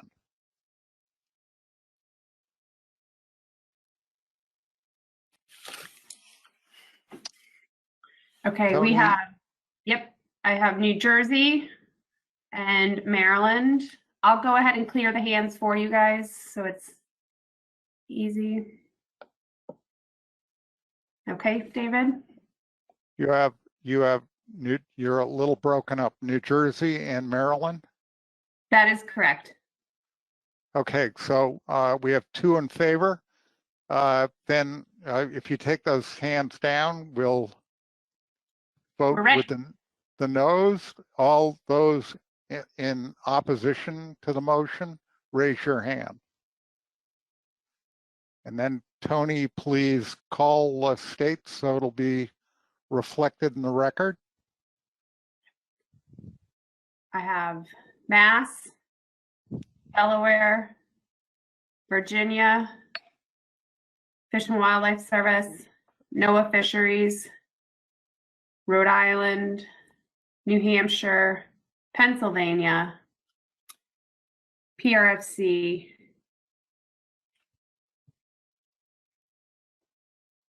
and New York. And the total is? Go ahead, Emily, thanks. I have 10 no's. All right, we have 2 yeses, 10 noes. If you take down the hands, please. Mr. Chairman, I'm sorry. I was running back from a UPS driver who came to the door during the break, and I apologize, but I just put my hand up. That would have been 11 no's. Okay, 11 noes. Maine votes no. Take down the hands, then any abstentions? I see no abstentions. No abstentions, Tony? That's correct. Any null votes? No null votes, so No, you didn't let me speak. We have 2 null votes, Connecticut and North Carolina. Okay, thank you. So the vote is 210-02. Motion fails. Do I have another motion? Mr. Reed's hand is up. Mr. Chair, the total for the no's was 11. Oh, excuse me. Thank you for correcting me. 2-11. Mr. Reed, you have the floor.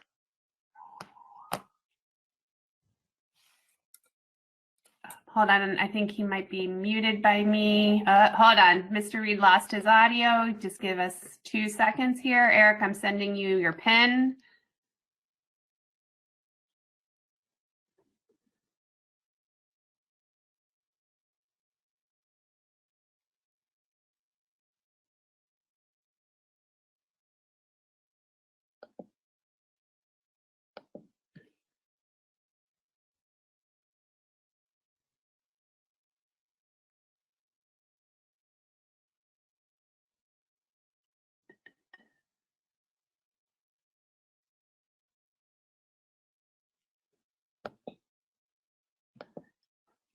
Maybe while Eric connects, David, Mike Armstrong also has his. Oh, here we go. I have Eric now. Sorry. Let me just unmute him. Eric, are you on? Yes, sir, I am. Sorry about that. Would you like to make a motion? Yeah, I would. Maya, I think you have the motion for option B. I'm glad to read that into the record. Please.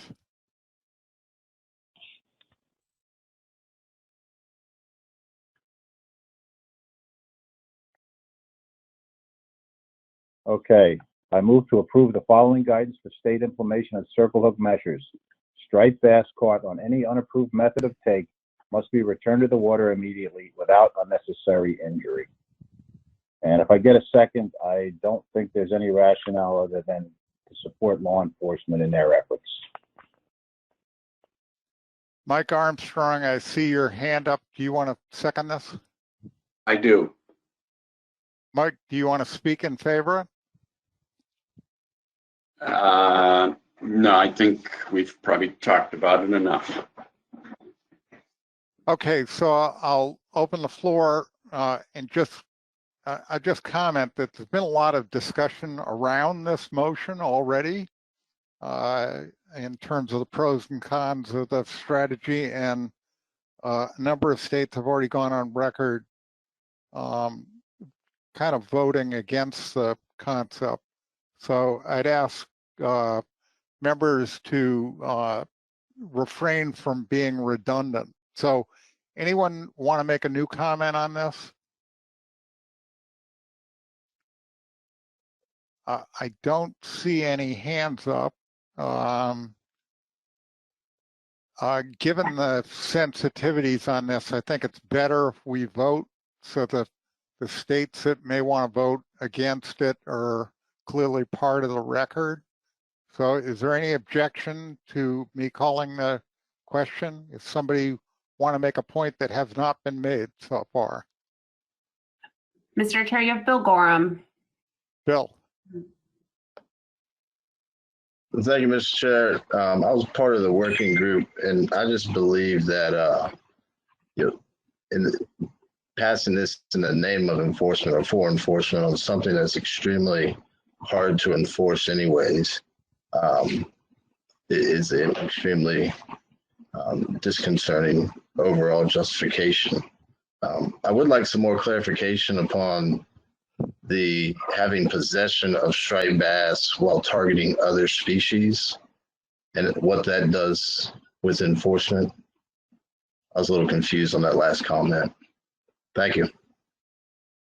Are you asking for Deputy Chief Blanchard to expand or restate what he stated before?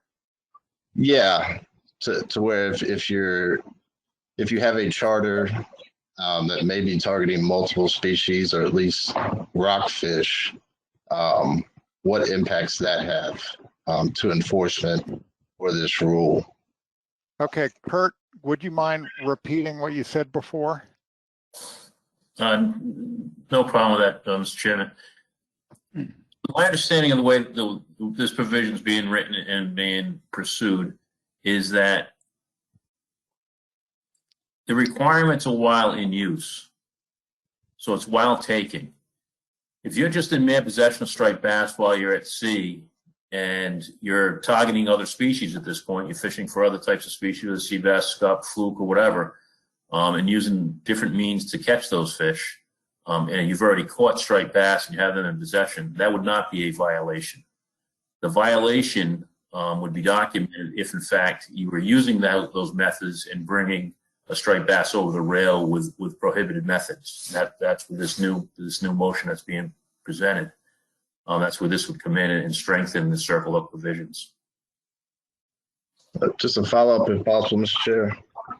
Okay, go ahead. In your experience, is that type of enforcement more likely to happen to shore-based anglers or boat anglers? So that's really difficult to answer. It really is. On this particular situation, the way the enforcement difficulty comes in with the wording of targeting versus take and possess. We advocate, you'll see on our guidelines for resource managers document, we talk about promoting the wording of take and or possess. Those words have very strong meaning, and enforceability is gained with that type of wording. When we get into targeting, you start to talk about somebody's intent or what their acts are, it becomes much more difficult to enforce. So I really can't, I can't measure shoreside versus at sea, that question. I just can't. Thanks, Kurt. Anyone else on this subject? Mike Luisi? Yeah, thank you, Mr. Chairman. Yeah, I think, in talking with Dave, Maryland's we're not gonna be able to support this. We have so many, our fishery here in the Chesapeake Bay, and I'll speak, to the Chesapeake Bay. We have all along, expressed our interest in educating and advocating for circle hooks for the last few years, with the exception that if somebody does catch a striper that's a legal sized fish, fishing for something else or not target, they're able to keep it. And that we're going to have a really, really difficult time implementing something like this. And the messaging in our state is going to be very, very difficult. So I just want the board to understand that we just have such a mixed fishery up here with, bottom fishing that it's going to be really hard. Just because we're fishing on a different, we've got the resident fish, they're smaller, they're, and I don't need to educate the board. The board understands that, but it's kind of a mixed bag. And, in my opinion, I think that we need to take steps forward, which I think we are. We're taking those steps forward, but I think this is too restrictive. To ask somebody who catches a striper that's of legal size with a J hook to throw it back is, I've listened to the discussion and I understand the other side of it, but it's going to be really hard on our end, and I just want to make everybody aware of that. So I'll stop there. Thanks, Mr. Chairman.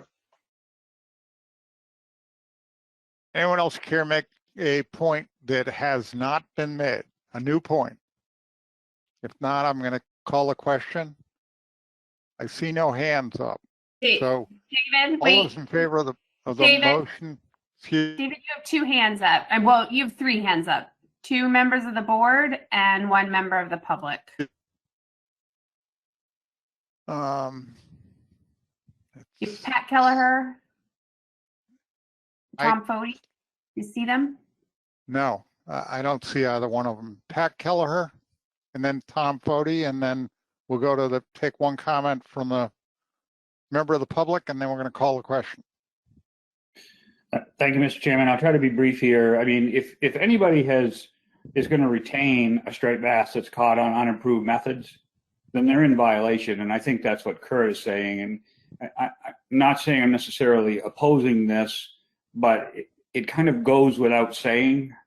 You can't retain anything with an unapproved method. And when I had these conversations with Marine Patrol, it was clear that we would be writing a violation in any of those type of situations. I would also go back to the very beginning of the meeting. I think Bob made a comment that this is not part of the current, the incidental catch is not part of the current addendum. How are we going to address that? Are we going to now have to bring this into the addendum at a later date if this does pass? So I'm going to need some clarification there.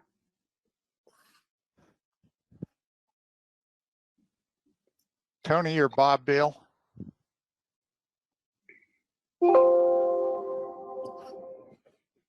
David, I'll go ahead. This is Bob, if that's okay.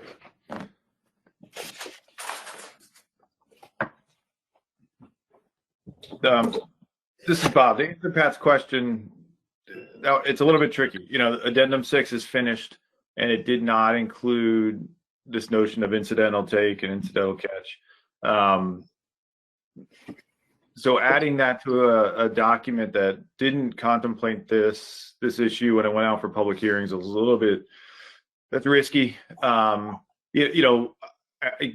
a couple ways to do it. You could start a new addendum, but we're right in the middle of Amendment 7 process. That may not be the best way to do it. You could add this notion to Amendment 7, but it probably wouldn't be, in place for a year plus.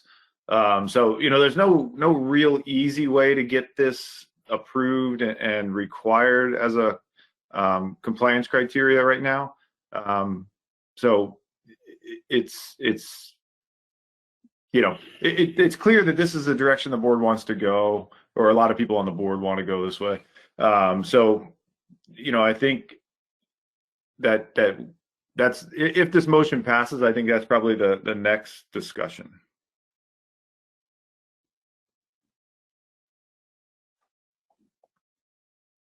Pat Kelleher, did that answer your question?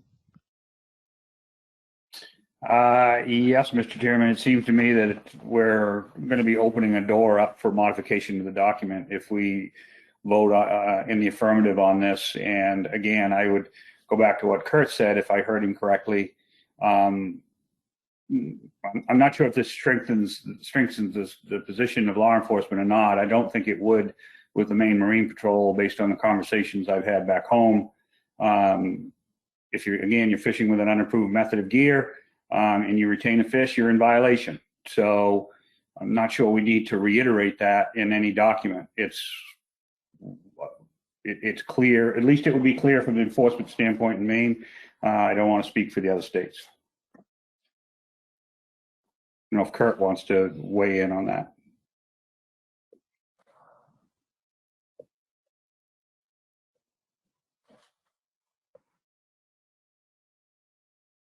Mr. Chair, I'm happy to comment if needed.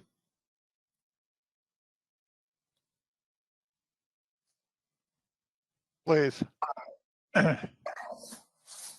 So I was a little confused with what Pat was saying, but I think I understand the tail end of what he was getting at, is that I believe that this wording absolutely strengthens what was already agreed upon as in the previous discussions. Whether it's needed or not, I think would be a commission position. I think by placing compliance measures or wording the compliance measures that are already in place, by default, this wording is there. It's just not stated. If I'm making myself clear on that, I think, you know, whenever you put a regulation in place, you have to comply with that regulation. So when the states adopt this and put it into their basic regulations back home, fishermen are going to be required to comply. So if we're saying that these are the only approved methods, by default, any fish that are caught by unapproved methods should go back. And I think that's what Pat was getting at. And I believe that we would have no problem enforcing that. I just do agree that this wording here strengthens that. I'm not sure how it might hurt the process for Amendment 6.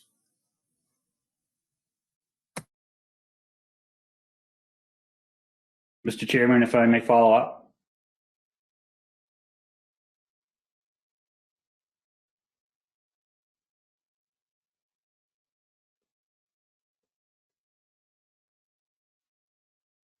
David, you're on mute if you're speaking.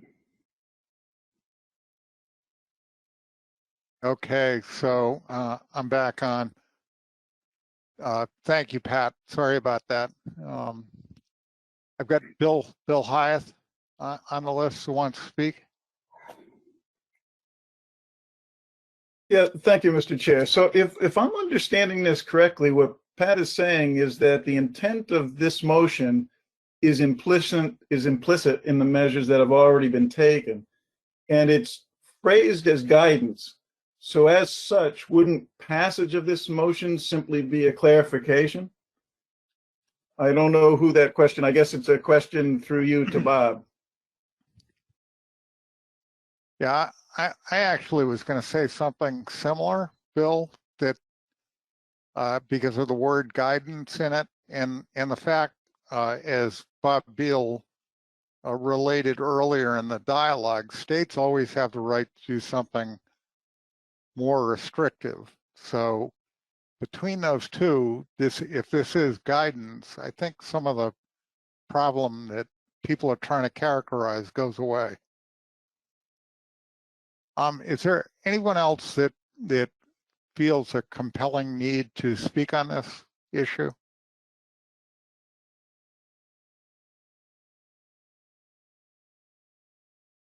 I have no hands up. David, Okay, I have some Tony? hands. I do have some hands that are raised. As I said before, there's one member of the public that's had their hand raised for a little bit, and then we have Max Appelman and Tom Fody. All right, we're going to take those three individuals and I'm calling a question. So Tom Fody, you're next. Yeah, one of the things that concerns me is that when we didn't put this in the amendment, a lot of people supported the circle hook thinking it wasn't going to eliminate incidental catch. I think of tackle store owners that basically catered to surf fishermen, basically went ahead with they started stocking the circle hooks, but they also continued buying the muller rigs. I don't know, unless you're a surf fisherman, you don't know what I'm talking about. A mullet rig is basically what you fish mullet with. It's a split hook. It's a 2-prong hook that you put the mullet through, and you put this 2-hook on. You catch bluefish, you catch kingfish, you catch whatever's in the surf, but it does cause striped bass. So if you basically you want to keep a fish, and it might be bluefish, striped bass, it does away with the mullet rigs. And this is a big expense for the tackle stores, because they basically stock up mullet from the following year, so they have it in the spring because they catch it in the fall. And now they have the hooks all set, and there's thousands of them in each tackle store, and they're basically going to stop selling those rigs. So the impact, and at least with a circle hook, they had time to basically get rid of their old stock. And I don't know what they're going to do with their stock now. So they're going to have, and they've had a hard time with the virus to begin with, and now they're going to have a further hard time. And they weren't aware that this would impact them that way. So I just wanted to bring that to your attention. Thanks, Tom. I've got Max, and then I'm going to take one comment from the public. Thank you, Mr. Chair. I might be getting even more confused by the second, but I'm reading the addendum, and I heard a lot of emphasis from Kurt on words like take versus target, and the addendum doesn't specifically say the word target, but it says when recreationally fishing for striped bass with bait. And to me, that is different than what we're trying to do here with this motion. And so, I'm seeing a difference here. I think this does strengthen it. It's not implied in the way the addendum is written now, in my opinion. So getting a little confused here, and I just wanted to make sure I have that right, that this is not necessarily implied in the addendum as it's currently written.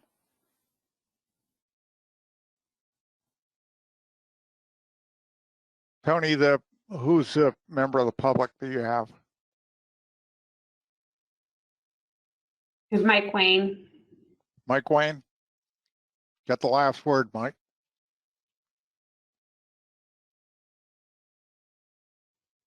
Thank you, Mr. Chairman. Sorry, I had trouble coming off mute there for a second. Mike Wayne with the American Sport Fishing Association.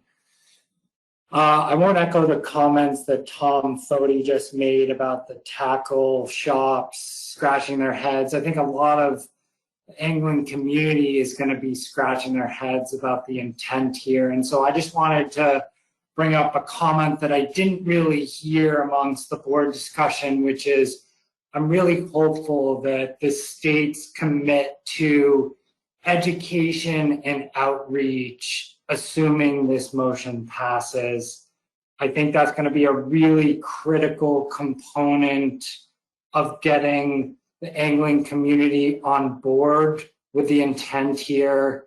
And I really do hope that the states and the commission, frankly, take that education and outreach very seriously. Thanks. Right, thank you. So we're going to do a 2-minute caucus, and then I come back and I'm going to call the question. Thank you.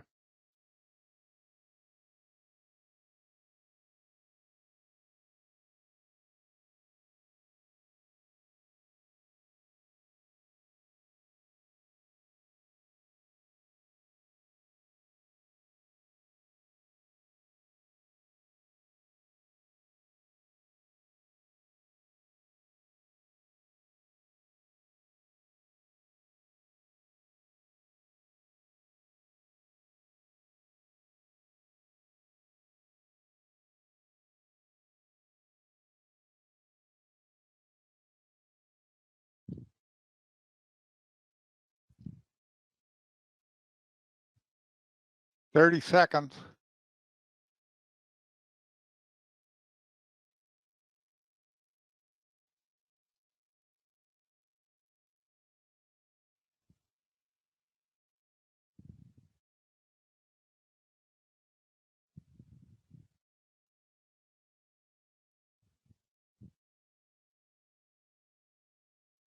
Tony, are you back on? Never left, David. Oh, thank God. Couldn't leave you guys. Okay, so I'd like to call the question. So I'll just read the motion. Move to approve the following guidance for state implementation of circle hook measures. Striped bass caught on any unapproved method of take must be returned to the water immediately without unnecessary injury. Motion by Mr. Reed, seconded by Mr. Armstrong. All those in favor of the motion, please signify by raising your right hand. Tony, if you would call the roll, please. Will do. I have Massachusetts, Connecticut, New York, Maine, Delaware, Virginia, NOAA Fisheries, Fish and Wildlife Service, Rhode Island, Connecticut, Pennsylvania, and PRFC. I will take the hands down for you all.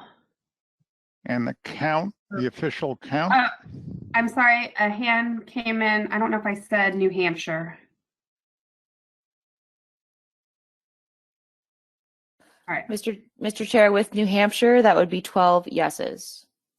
We have 12 yeses. The hands are taken down. All those opposed, raise your left hand. It's like a trick. I have New Jersey,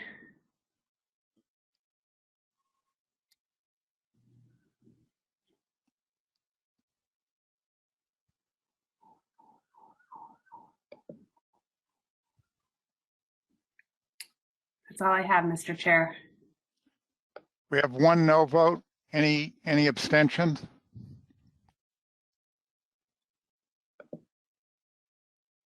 Tony? I see no abstentions. Any null votes? I have one null vote, North Carolina. So we have 12 in favor, one opposed, and one null vote, correct? Yes. Okay, so motion passes. Is there any other business to come before the board today? If not, I'd just like to. Sorry, David. Since you can't see the hands, we have Pat Kelleher and then Justin Davis have their hands up.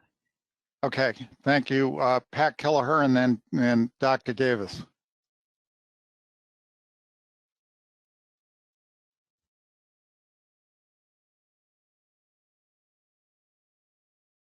Thank you, Tony. Yeah, thank you. I was muted by the organizer. I think Tony had enough of me, Mr. Chairman.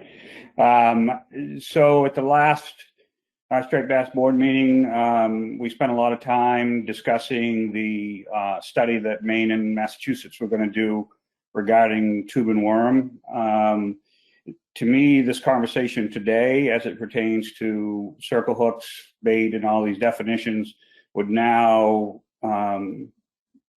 speak to the fact that that is now no longer needed. And I just want to make sure we can clarify that to today's meeting.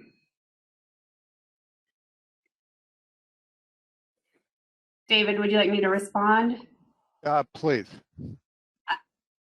Pat, I agree that the tube and worm lure would be covered under the motion that was approved today, so you would not need to do that study any longer. Great, thank you, Tony. That would be my belief as well.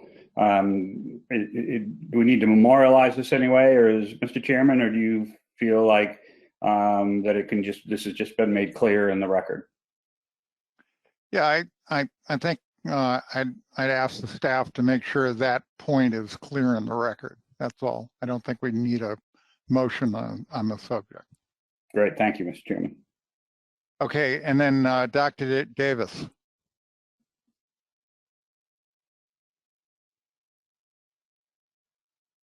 Justin? Sorry, forgot to take myself off mute. I just wanted to clarify that there's no need here for anything like an implementation date or something, in that the rules that states already have had to put on the books to meet the original mandate are more restrictive, I guess, than what we've agreed to today.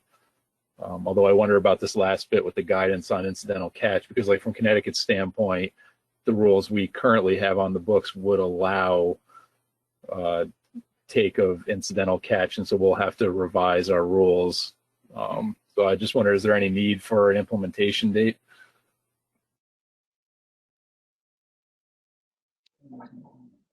I just offer the comment that that would be desirable, but I'm a little bit reluctant to get into that discussion. I think that the one way you could handle it without us arbitrarily picking a implementation date would be that all states communicate to the to Emily what their intentions are in terms of either modifying their regulations, in other words, so that we have some understanding of what's going to take place in what time frame.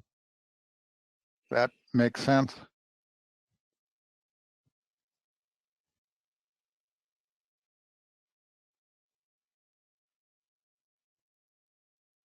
Any comments? Further comments?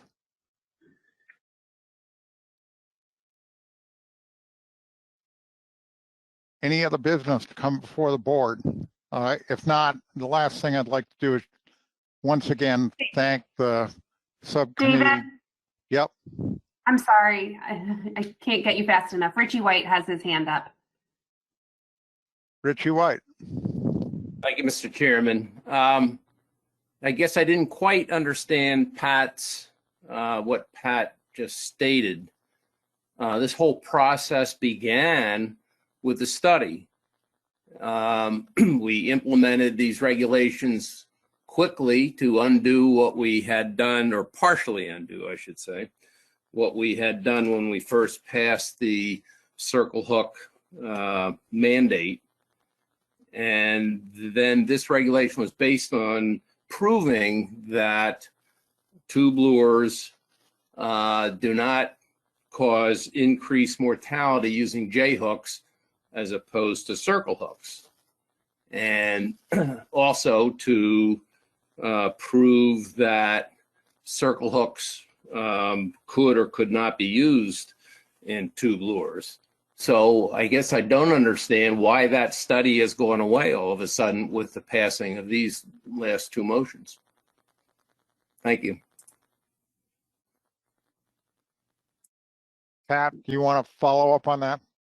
Sure. I would just point to the fact that we passed a motion today that specifies that circle hooks are required when fishing for striped bass with bait.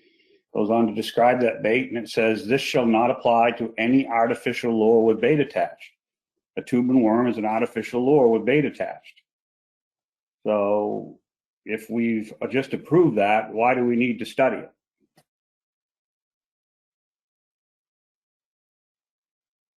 Follow up? Yeah, follow Richie, go ahead.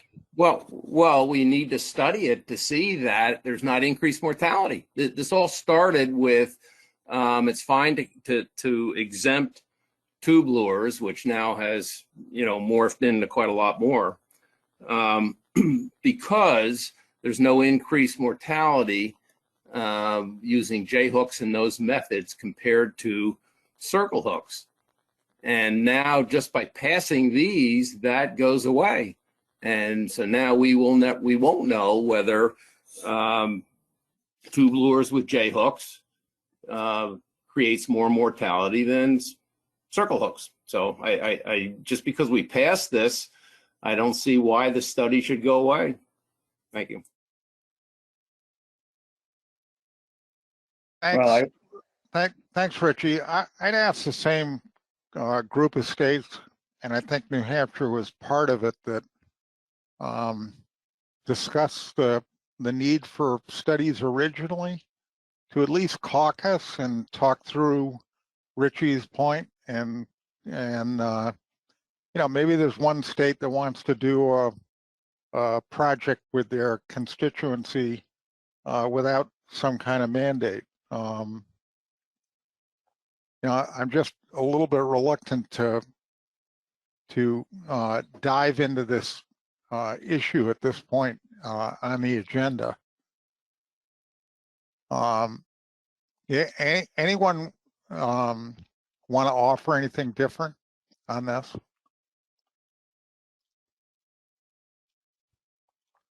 Pat, would you be willing to arrange a dialogue conference call between the states that expressed an interest? You, Massachusetts, I think New Hampshire, Rhode Island, I think, and staff can correct me. I think those were the states that wanted to talk about the details and then address the point that Richie has made. You willing to do that? Sure, I'd be happy to, Mr. Chairman. Thank you. Dave, excuse me, could I, another clarification, please? Go ahead. I mean, I think this issue is not between the states that were going to do the study, and New Hampshire was not part of that group. I think it's for the board to determine. The board voted to give an exemption to mandatory circle hooks that were in place. And the reasoning for that was to implement a 2-year study. The regulations were supposed to be in place for 2 years while a study was conducted to look at the mortality of tube lures.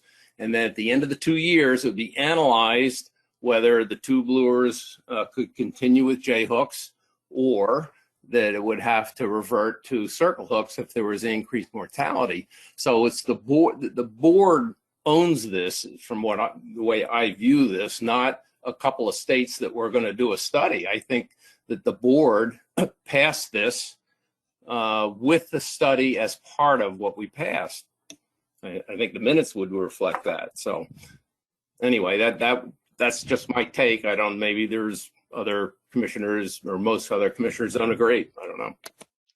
Any other commissioners want to discuss this? Not Bob Danielson. Thank you, Mr. Commissioner. As a member of the advisory panel and a member of the committee, the ad hoc committee on circle hooks, one of the first things that was pointed out to the committee was the fact that the circle hook regulation was never intended to target lures that were being actively moved through the water as opposed to something sitting static on the bottom.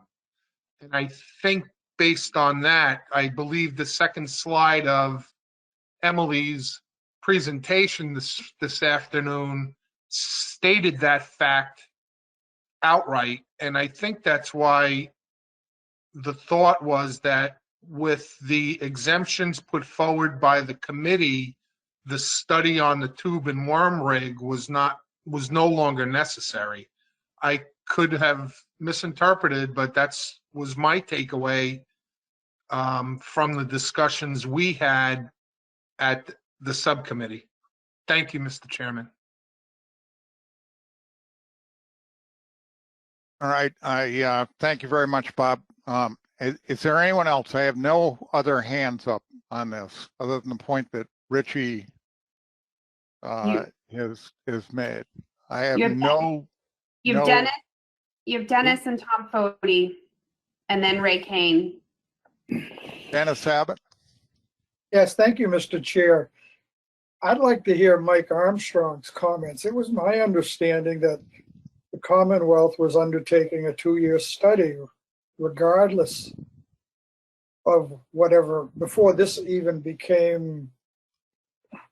we got to where we are today. So Mike Armstrong is just dropping this because we passed what we did today. I thought he made some sort of a promise or whatever that the Commonwealth would be conducting a 2-year study. That's my remembrance. Mike, do you want to follow up on this? Sure. boy, let me remember. I mean, I agree. I think it's a moot point now. I think the language we just passed exempts tube and worm. We're not sure if we're going to do it or not now, if the board allows us to not do it anymore, which I think it's probably the right thing to do. At the time, it was just purely to get an exemption for for the tube and worm, which anecdotally, from all reports, doesn't deep hook fish. So we wanted to get that for our anglers, so we agreed to do the study. Now that it has been exempted by the board, I don't see why we need to do it. We may, in fact, still do it, but I'm not going to promise that because we may get interesting information from it anyway. Thanks, Mike. Which I'm just going to go back to the same point I made before. Pat Keller has agreed to coordinate among any states that have an interest in this to talk about, is there still a need to do a study on this? And it seems to me that a conclusion will come out of that. And so let's just take the state of Maine at their word that they'll do that, and then they can report at the next meeting. Any objections to doing that? I don't see any hands up. So any other business to come before the board? Just to confirm, Richie White has his hand up. Richie. Sorry, just didn't get it down. Sorry. All right. So any other business? If not, meeting's adjourned.